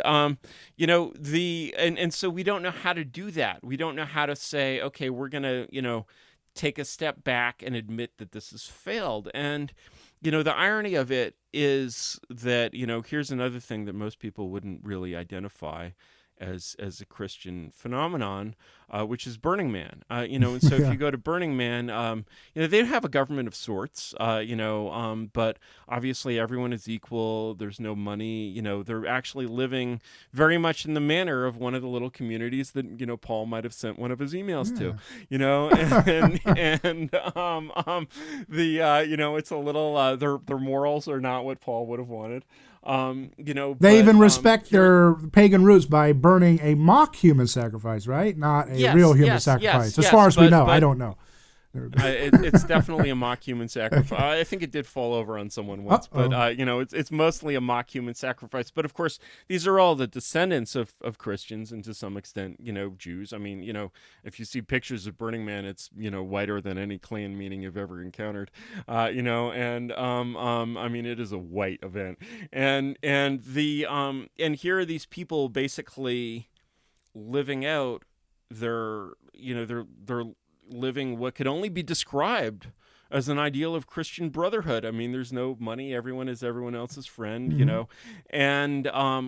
and very little government is required. And so the idea of, okay, we're going to turn Afghanistan into Burning Man, feels it's a no-brainer to people. Oh, we have a new country to govern. Let's govern it right. Let's forget all this stuff from the past. And the irony is, of course, that if it is even possible to turn Afghanistan into Burning Man, it requires a level of force and violence and pagan behavior that is very comparable to that of the British Empire. In fact, the British Empire had a very simple way of dealing with Afghanistan. They were like, okay, these people are genuinely crazy.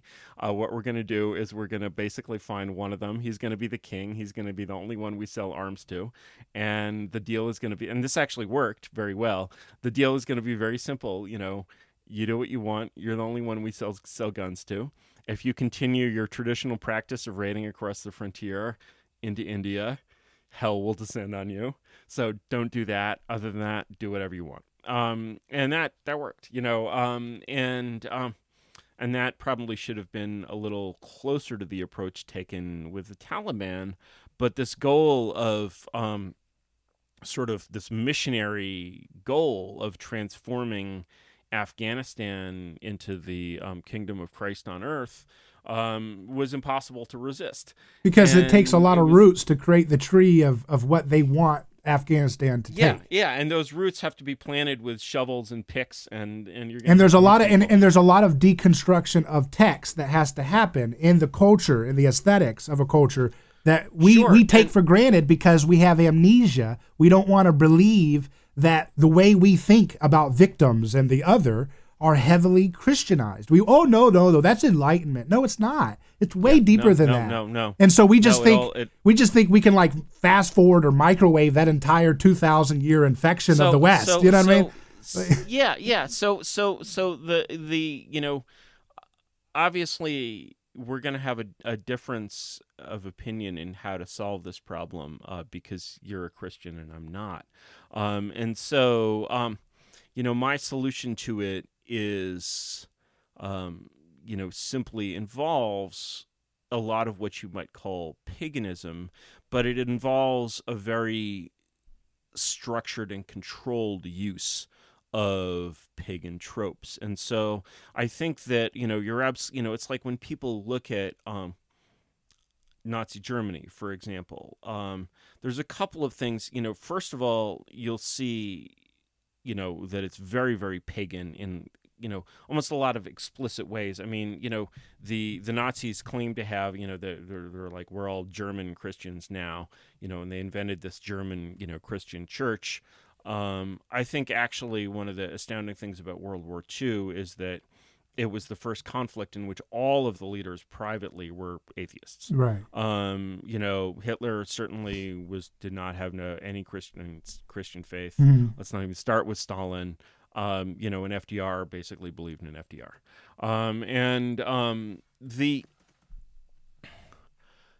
But certainly when you look at Nazi Germany, it's sort of the most pagan of all of these states. Right. And the thing is that the mistake that's made, and, you know, that has sort of continued to be made by basically followers of that tradition, is that their paganism is poorly chosen, because it's chosen essentially to shock and horrify. It's chosen from those elements of paganism that are most shocking to Christians, in a way, and it acquires its energy. It has this energy. I mean, you feel intuitively that, you know, Hitler has become the figure of Antichrist in our time, and, you know, and there's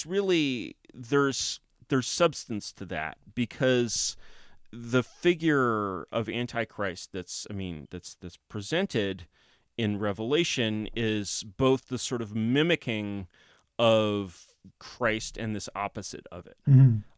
And so when you see one of the interesting facts, sort of historical, not spiritual, just factual historical facts about the early part of the 20th century, is that in World War I, the Germans are accused of all of these atrocities, which they're not in fact committing. There was this whole lie of this atrocity propaganda. The Germans were described as these Huns. You know, in fact, they had a somewhat pagan view of the laws of war, but they really weren't Nazis. They weren't behaving like that. And so here you have these false accusations, which is just like sort of classic media lies, essentially. And they worked very much the same way that media lies worked in our time. But after World War I, these lies are exposed. And it's like, no, actually, German soldiers were not cutting off the breasts of Belgian women with their bayonets. Right. Like, this was all just like a lie. There was none of this Hun behavior. Yeah. And so the consequence of these lies, the devil, of course, is the father of lies. And the consequence of these lies was that, first of all, when the Holocaust was actually happening in World War II, it was not useful as propaganda because the Allies couldn't just repeat their World War I propaganda because it'd be like, oh, yeah, I see that old trick again, right? And on the other side, though, what happened was even worse, which was that Germans were essentially presented with a kind of Manichaean duality where it was like, okay, either you're going to be good liberals and accept this shit that we've laid on you, like the Treaty of Versailles and all of this, like, oh, we're going to give you an equal peace. Oh, wait, we're not. We're going to starve you after the war. All of this just like really brutal and just shameless treatment. And if you say, okay, I'm going to turn the other cheek, I'm going to respond to this with love, I'm going to be a loving member of the international community, you're a liberal. And then, okay, suppose I'm like not going to let myself be humiliated in that way. What am I going to be? Well, the opposite of a liberal is a Hun, so I'm going to be a Hun. And so you have this kind of almost this inverse mimesis where basically the Germans, a substantial percentage of the German people reject this sort of very Christian liberal way to be, and they embrace its opposite, which had started as a fictional caricature, but doesn't stay in the world of fiction. So they said, you want me to be the monster, I'll be the monster. I'll be the scapegoat you've been looking for. I'll be the monster. Yeah. I'll be the, I'm the scapegoat you're looking for, right? It's like, oh, but, right, and so they monster up, and that creates, like, they become the scapegoat. They inhabit the scapegoat. And they make the scapegoat, realer than it could possibly be, and it's so real that it's still being used to frighten children to this day. And not only is it being used to frighten children, it has this, this is the same thing as happening to 15-year-olds all across America today, where they basically, you have some smart kid, he goes to school and he just gets full of this, just like, smarmy nonsense. And, then he's like, well, what is the opposite of this smarmy nonsense? And the answer is Sig Heil, and he's at that point, he becomes an internet Nazi. And he embraces, the scapegoat. And the thing is, the scapegoat is, of course, doomed, right? That's the purpose of the scapegoat, is to have its head cut off. And you see, this phenomenon sort of giving all of this strength and life to these kind of really, really dark forces, and dark forces on both sides. And so you're just like, how do you escape from this kind of pattern of what's really pathological mimesis? Right. And because it's in the Christian fishbowl, so people are always coveting the martyr's perch. So wherever they see a community being scapegoated, it creates this kind of bizarre attraction towards it because we're so Christian. So it's like, oh, those guys are the untouchable evil guys? Well, I think there's a conspiracy behind that accusation. I think maybe they are the good guys. And so they jump towards that underdog. Maybe they are the good guys, right? And the thing is that, of course, when you look at any sort of real cause, you'll see that the people in it are fighting for some, vision of the good. So then you look at the Nazis and you find the element of that is a vision of the good, and you're like, okay, Hitler did nothing wrong, and actually, you've already doomed yourself there because, in fact, Hitler did do something wrong. Mm-hmm. So you've basically occupied a position that's very, very hard to defend. And, so he did something wrong by what standard and who's the king? And I know who that king is, right? Which king standards are we judging here? You gotta, you can't appeal to the brotherhood of man now. You have to, because there has to be something bigger than us, right? That's my thing. By Genghis Khan's standards, did he do anything wrong? I don't know. By Genghis Khan's standards, he lost, so he did something wrong. Right. And so escaping from that sort of pattern for me comes from, okay, like, it's like, how do you escape from the 20th century? Well, your first task is to even want to escape from the 20th century. And when I look at our consciousness of history, right, it's like if you look inside a person's brain, there's what's called a homunculus, which is a map of your whole body on the cortex of your brain.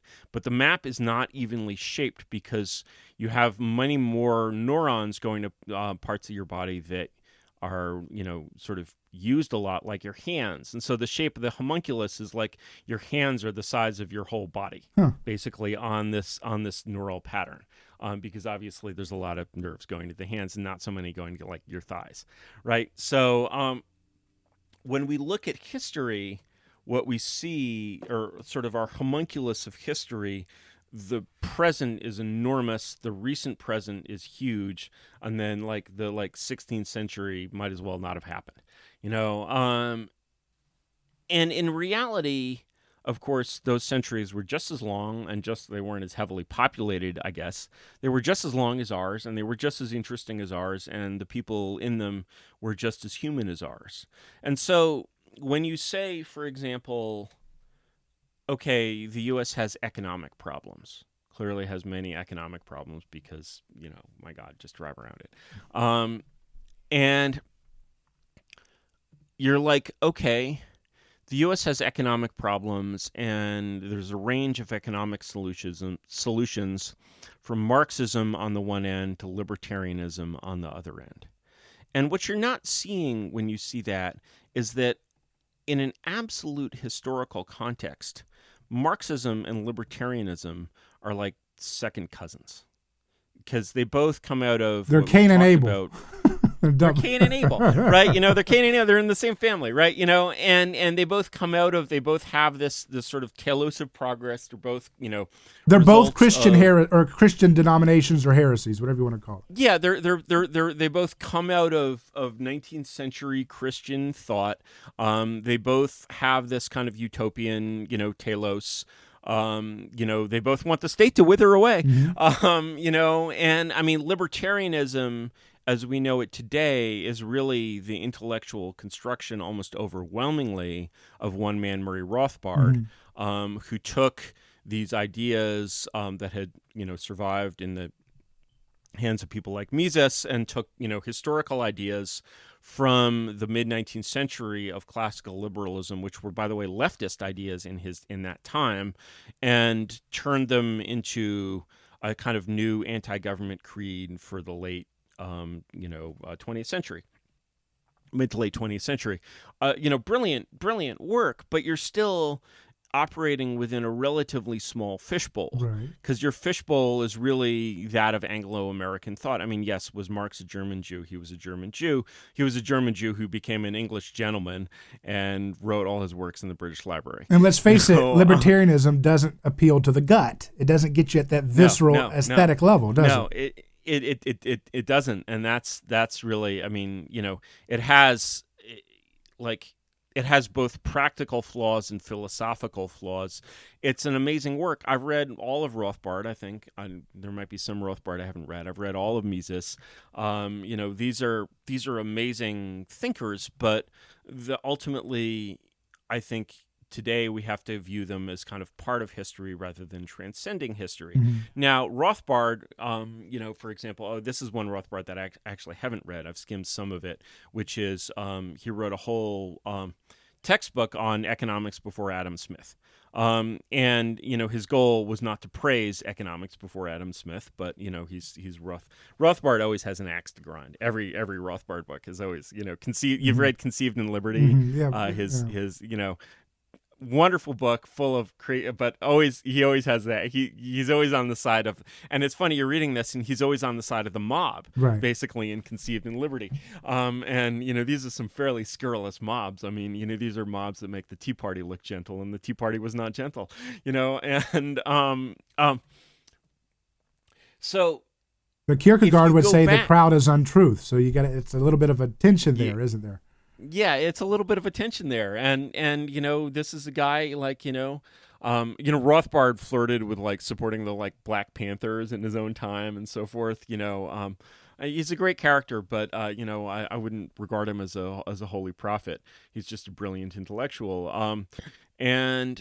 But my point about economics is that if you look at America's economic problems, I would say that Marxism and libertarianism maybe both have certain kinds of band-aids to offer, but these are problems that Queen Elizabeth I's economists would have no trouble in solving, because the problems are essentially the recipe that pre-Adam Smith economists would apply would be what we now know as mercantilism, which is also, of course, how China. You might notice that everything you use is made in China. This is also so I had speaking of mercantilism, I had a funny interaction a few years ago, which is I was going out to dinner with a friend who was a Chinese friend. And this is a Chinese, unlike most Chinese people in Silicon Valley, this is a guy who'd gone to college in China and then come to Berkeley for grad school.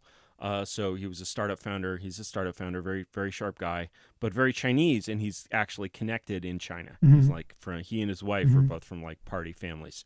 So, we're talking about this and that and, all sorts of things. And, we start to talk about economics. And I mention the name of probably the best, writer. He's really, even back then, a neo-mercantilist, which is a guy named Friedrich List, who was a German who was writing in the 1840s. Now, this is someone who he's not taught by Marxists. He's not taught by libertarians. This is someone who was outside, not necessarily the Christian fishbowl, but certainly the fishbowl of Anglo-American liberal world thinking, right? This is someone who basically no one has read. But amazing writer, very cogent in a lot of ways. And, it's not that I think that libertarian economics is wrong. It's just a limited subset of the truth. I think I agree with you. Yeah. And it's like Newtonian mechanics. It's absolutely right within its own domain, but outside of its domain, it falls apart. And this is exactly what, List points out with relation to Adam Smith. He's like, look, if you take Adam Smith's core assumptions, Adam Smith is exactly right. But if you look at his core assumptions, one of the things he's assuming is that countries aren't real. And if you treat countries as real, you get totally different equations. And so anyway, I'm talking to this Chinese guy mentioning Friedrich List, and he's like, oh, Friedrich List, Friedrich List. And it turns out that everybody in China knows Friedrich List. I thought they just made this stuff up, but apparently that is not the case. They've actually, they've taken this little piece of culture that we've forgotten, and it's not seat of the pants mercantilism. They know perfectly well what they're doing, and what they're doing, you can't argue is, your own eyes will tell you that what they're doing is very, very effective. And we simply don't have the intellectual capital to play that game back or to compete in that game, which would actually be extremely easy and effective for this country. I mean, when you have a country that's running a massive trade deficit and you basically say, okay, instead of sending money to other countries to make things, we're going to send money to Americans to make things, you get an instant economic boom. I mean, it's just that's just math, right? And our inability to handle sort of this just math sort of shows us how narrow that sort of fishbowl of modernity is, because we'd assumed that these modern ideas just sort of came along with technology. Well, China has the technology, but they also don't feel any need to practice libertarian or Marxist economics. They seem quite comfortable in practicing this kind of economics that we've forgotten completely. You could even call it pagan economics. I would say though that you've got 200 million Christians in China, perhaps, and you've got globalism exporting Christian-derived aesthetics. So China's day's coming. I know what you're going to say. They're going to have their infection. Yeah. They're just earlier in their stage than we are. So don't look too excited. That's really very true. I think it's going to come probably more through the globalist Well, they side work nice than and any. hand in hand because you got that grassroots underground Yeah, Christianity that yeah, yeah, will get its yeah. power But by being the crucified grass the culturally. You see what I mean? the grassroots, the Chinese Christians tend to be very, relatively traditional Christians. They're not on the, which means in your parlance, relatively pagan Christians. They're not on so much the bubbling acidic edge that globalism is Well, on. 1600 You know, Christians were too in Europe, but they would burn heretics, but they still destroyed a lot of their yeah, structures of yeah, power. You yeah, see what I yeah, mean? yeah. No, I'm not saying. I'm just saying that in China specifically, those things are pretty separate. I would still expect the global China has not dealt with that problem. Right. So, the Chinese leaders send their children to school at Harvard. Harvard is like this huge brand. I mean, the power of that brand name in China is incredible. I'm surprised they haven't had Black Lives Matter, protests in China. Well, I Yeah. guess I'm not, but they And would, right? that's where they're going to learn the And subversion of that the scapegoat. They're going to learn and to yeah, be that's sensitive to the victim, which is going to undermine the order of China eventually. and it's going to undermine the order of China. That's absolutely right. And one of the difficulties that really I struggle with in this project of understanding, okay, what is a vision of the 21st century that actually works, is that it's very, very difficult. My cultural background and the way I see things can really all be described sort of very literally as postmodern and post-liberal. And so I'm like, okay, sort of what comes next? I've sort of culturally completely passed through the fires of modernity, as a lot of people have. And so the problem is that from my perspective, when I admire things that are pre-modern, like China is really very pre-modern, and like, in many ways, it has not passed through. It passed through the fire of Maoism, but that had a lot of roots in Western ideology. But it was always, it was like the Taiping Rebellion, which wasn't really Christian, Yeah. and Still blatantly the sacrificial. The struggle still sessions. blatantly set, yeah, right. And so, it's sort of passed through this Maoist experience, but it's still very much a pre-modern country, and its strength comes from its kind of pre-modern energy, and that pre-modern energy is very, it's very free from irony. The Chinese are not an ironic people at all. Mhm. Go and watch the New Year's gala that they do every year. It's like Vegas times 100. Right. You can see it on YouTube. Not even slightly ironic, right? And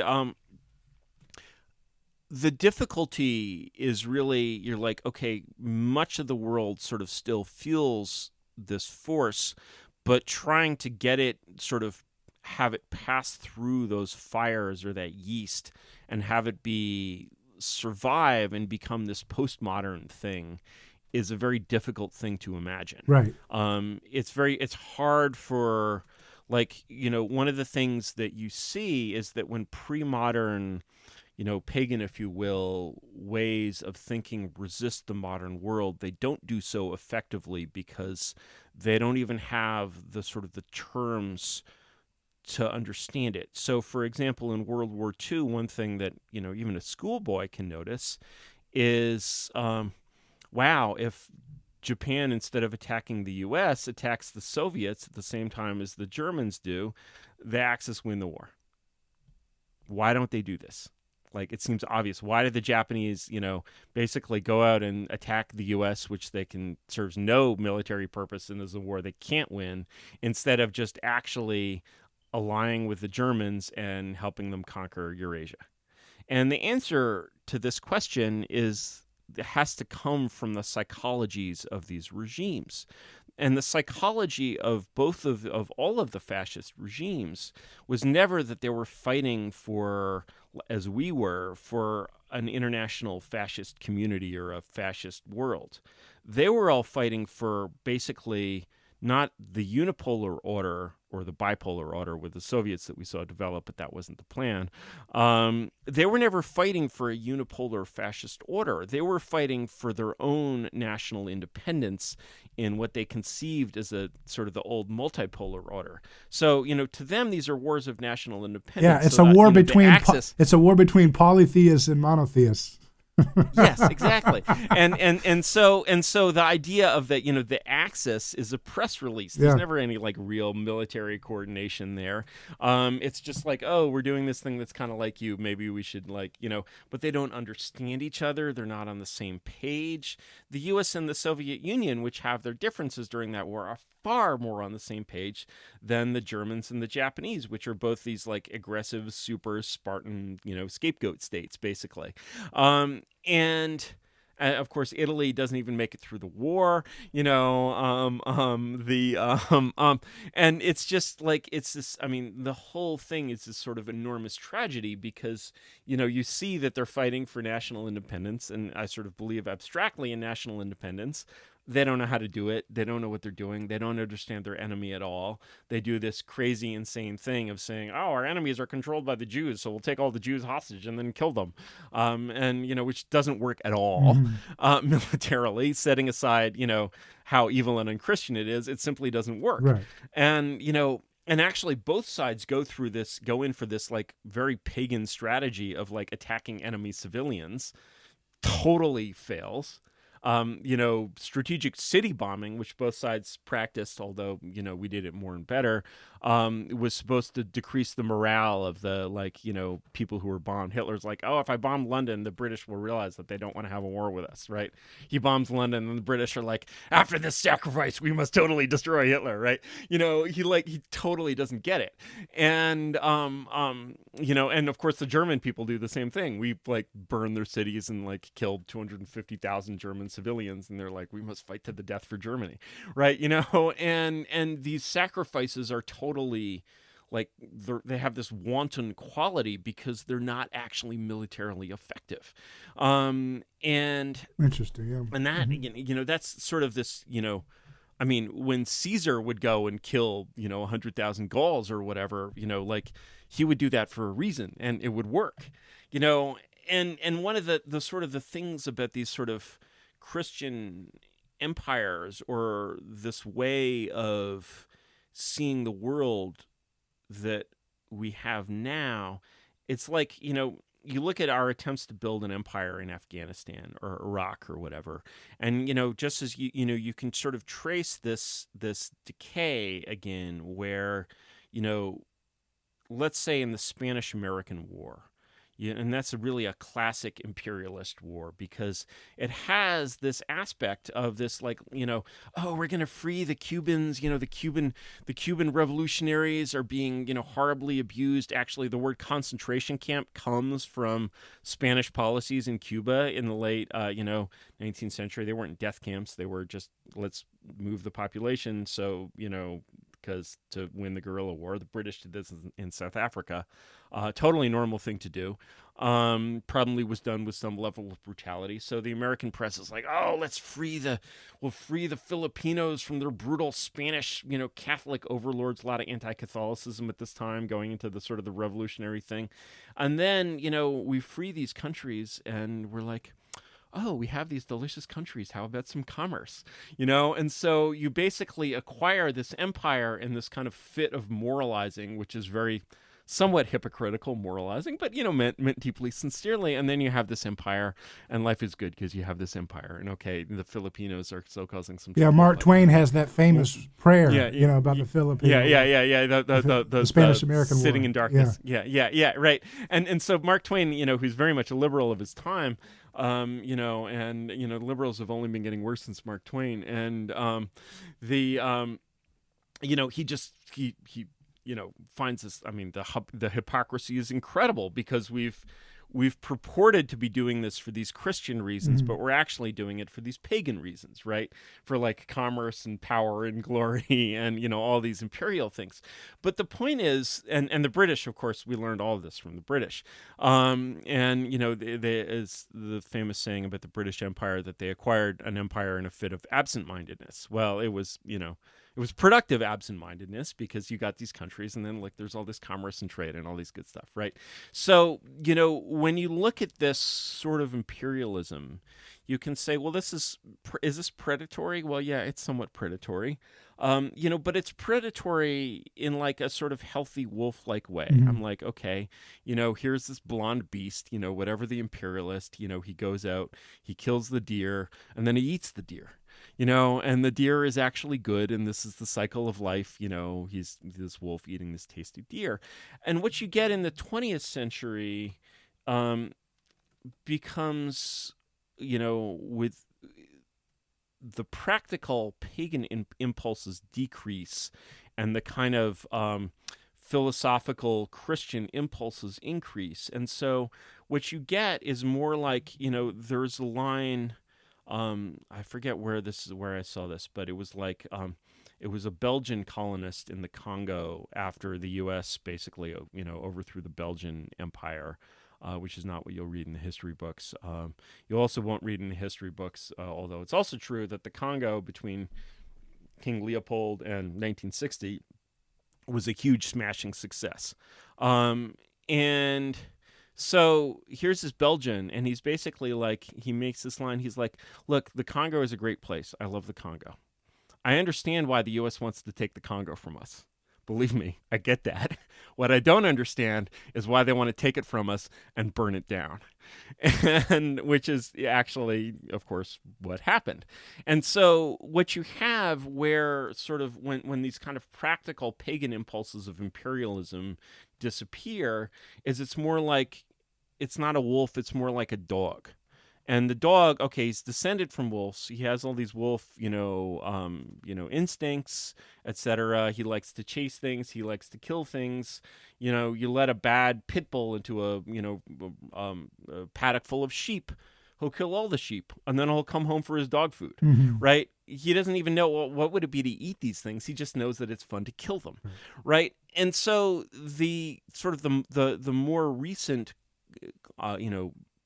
periods of our kind of Christian imperialism, whether it's ending all of these colonial structures or trying to conquer Iraq and Afghanistan, have this quality of a dog killing sheep, where it's like you conquered this country because it was fun, I guess. Like, what are you doing? What are you trying to? What are you? And there are sort of all these conspiracy theories where, the U.S. is trying to get the mineral resources of Afghanistan or whatever. And I'm like, if the U.S. was actually trying to get the mineral resources of Afghanistan, it would be doing something sensible. It would be doing something, but instead it's just like this sort of purely performative activity, and very much like the dog killing sheep. And, indeed a lot of blood is shed in this way. Well, you know what it looks like to me? Point? It looks like the ant that gets that mushroom infection, and then it just sprouts out mushrooms out of its head. Yeah. It's a zombie. Yeah. You know what I mean? It's a zombie. And we're a zombie empire. We're a zombie empire, and when you have some like zombie policies don't really there's a lot of things like the U.S. is like strategic mohair fund or whatever from like the mohair shortage in 1916. Some things like that just keep on and you don't really notice them. They're fine. They just waste some money. But when you have a zombie war, you look at that and you're just like, that is really weird. And, this generations, starting to be generations of Americans, like patriotic Americans from like good, like small towns, like go off and they're like, oh, I'm going to join the military and defend America. And then they find themselves just involved in this complete craziness. And, I think that,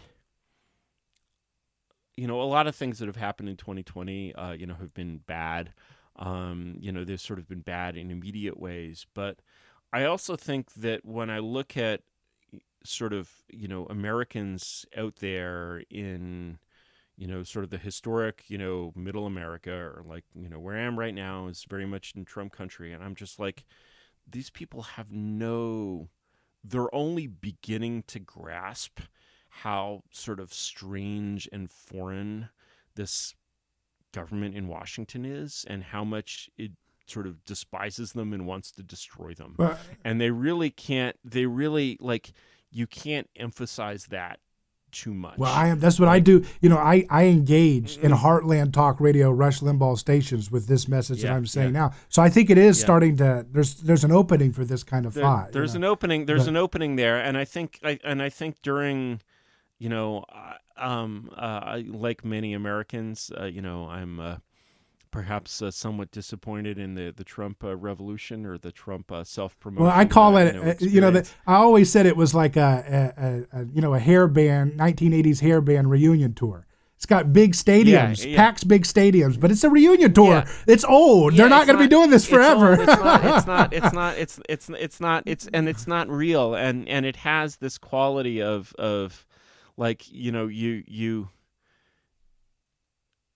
look at what's happening there and you're like, something real caused this, but this is not real. I would like to see more of the real thing that caused this, but you're fundamentally looking at 20th century TV show celebrity politics, right? Mm-hmm. And, there's a world, one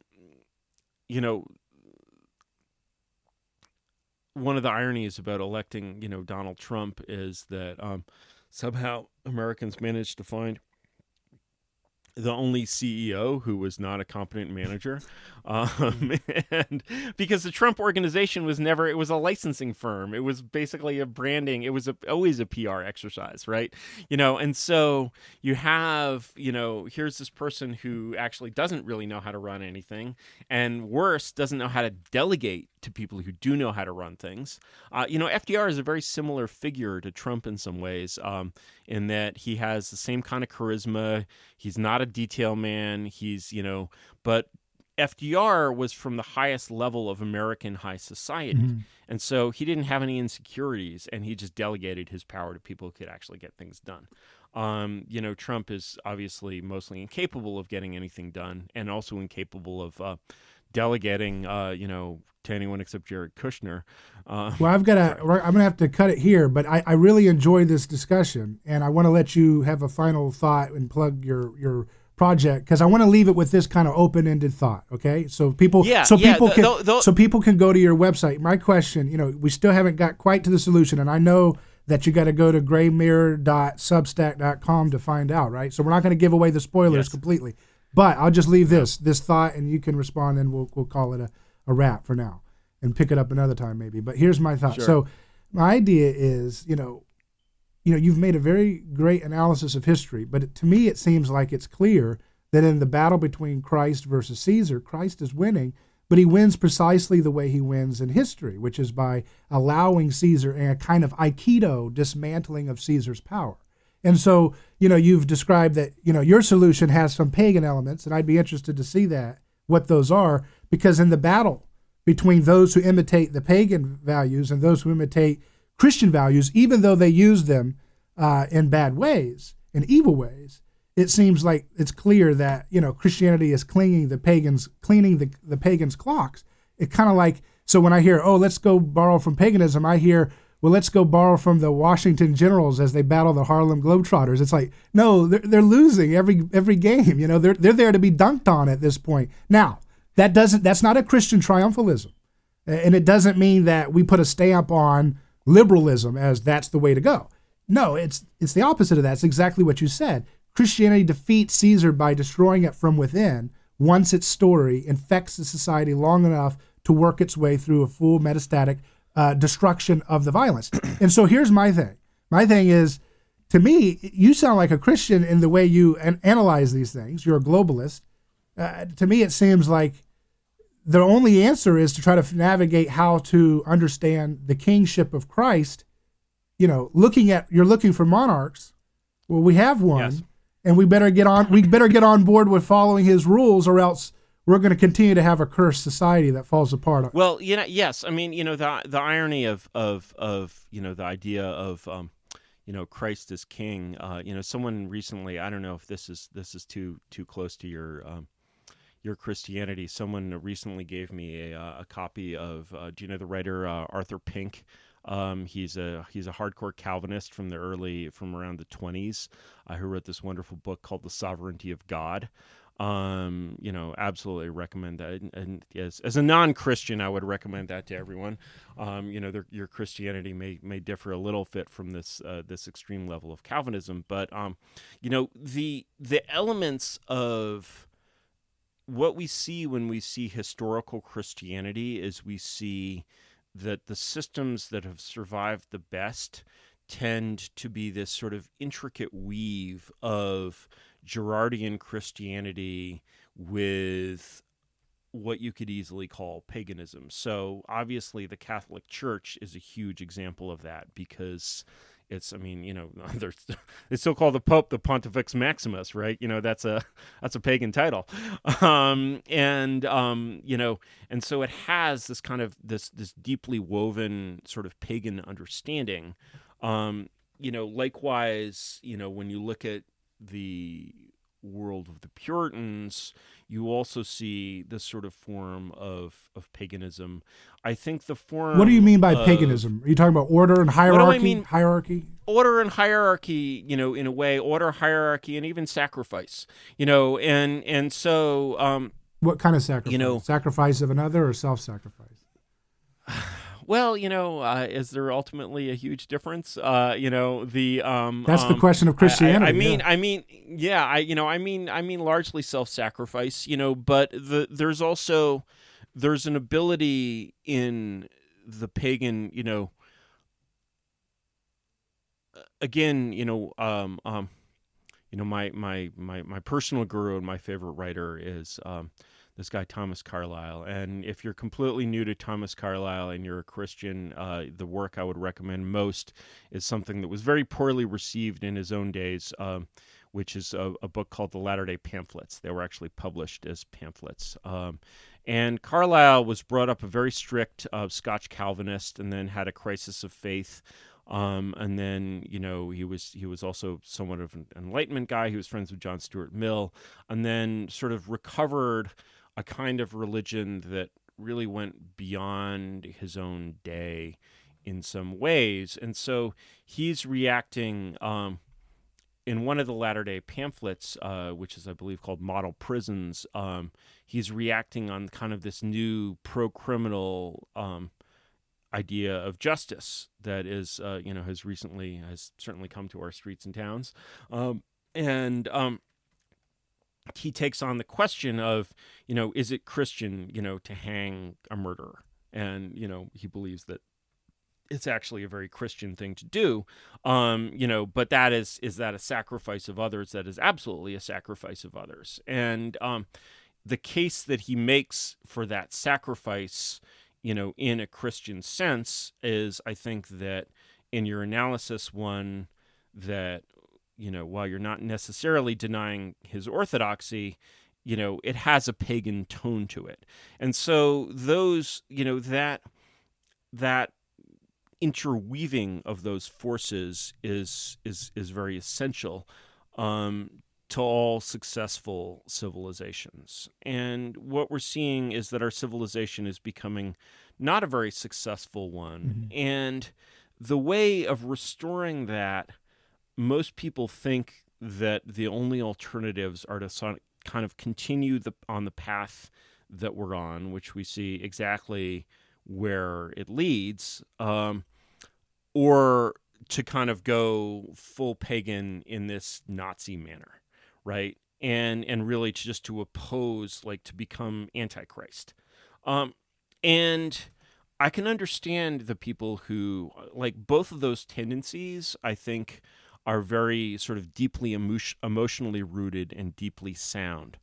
And yet, when we look at the past, what we see is that there are much more successful ways to sort of integrate those tendencies. And so when your only example of sort of literal monarchy, which is a government ruled by one person, is Hitler or Mussolini, you're going to think in a different way than if you're like, hey, what about Elizabeth I? What about Louis XIV? Is there a pagan quality in Louis XIV's France? Yeah, you can see that, and that's certainly the way the Puritans of his day, responded to, Louis the 14th, being the most Catholic king, or whatever. But that potential still exists within us. And so when you look at, here is the domain of solutions to the problems that we have today. And I'm not saying that you can literally restore Elizabeth I or Louis XIV, or Augustus Caesar or anything like that. But those are part of our heritage. Those are sources of meaning that we can draw on as we try to reinvent how we have to live in the 21st century. And I think that there's just no one who can come out and say, oh, how we have to live and govern ourselves in the 21st century, has to be a clone of something from the 20th century. I think the 20th century was we learned a lot in that century, and most of the experiments really failed. And I would say that largely not only of the 20th, but also of the 19th. In many ways. Mm-hmm. And so the ability to kind of step beyond that and simultaneously think from first principles and also accept all of history, as ours. I sometimes describe myself as a, quote, reactionary. I like that because it's a term of abuse. It's like saying queer, and I'm like, yeah, I'm a reactionary. And what that means to me overwhelmingly is, there's this great line of this 19th century German historian, Leopold von Ranke, who said, all eras stand equal before God. And if you accept that all eras stand equal before God, you have to take Elizabethan England just as seriously as you take the New Deal or libertarianism or Nazi Germany. And once you do that, the range of perspectives that you have to consider becomes enormously larger, and that's really the point of Gray Mirror. So I may come to certain places, and you may come to others with that, but that's the experiment that we all have to be engaged in. And what you're doing there, and trying to unmask and bring to light the values and lessons we can learn from monarchists, is precisely a Christian project of history, because you're not scandalizing your ancestors. You're doing. Remember what Jesus's opponents, he said, if you guys say if you were in the time of your ancestors, you wouldn't have killed the prophets, and that's kind of what you're doing there. You're saying, no, look at the good things of our ancestors, and we can chew the fish and spit out the bones. So it's a very thoroughly Christian thing to do in a certain context there. I can see it. So I think it's a very interesting thing you've embarked on, and I'd be curious to see how it evolves, and maybe we can pick up this conversation another time. It's very good. Indeed. We'll see where the book goes, because I'm essentially writing the book online and letting people subscribe to it. And you can do that at the website, right? Graymirror.substack.com. Very good. That's right. Thanks again, Curtis Yarvin. All right. Thanks for a great conversation, David. Very good. And I'll see you around. All right, take care.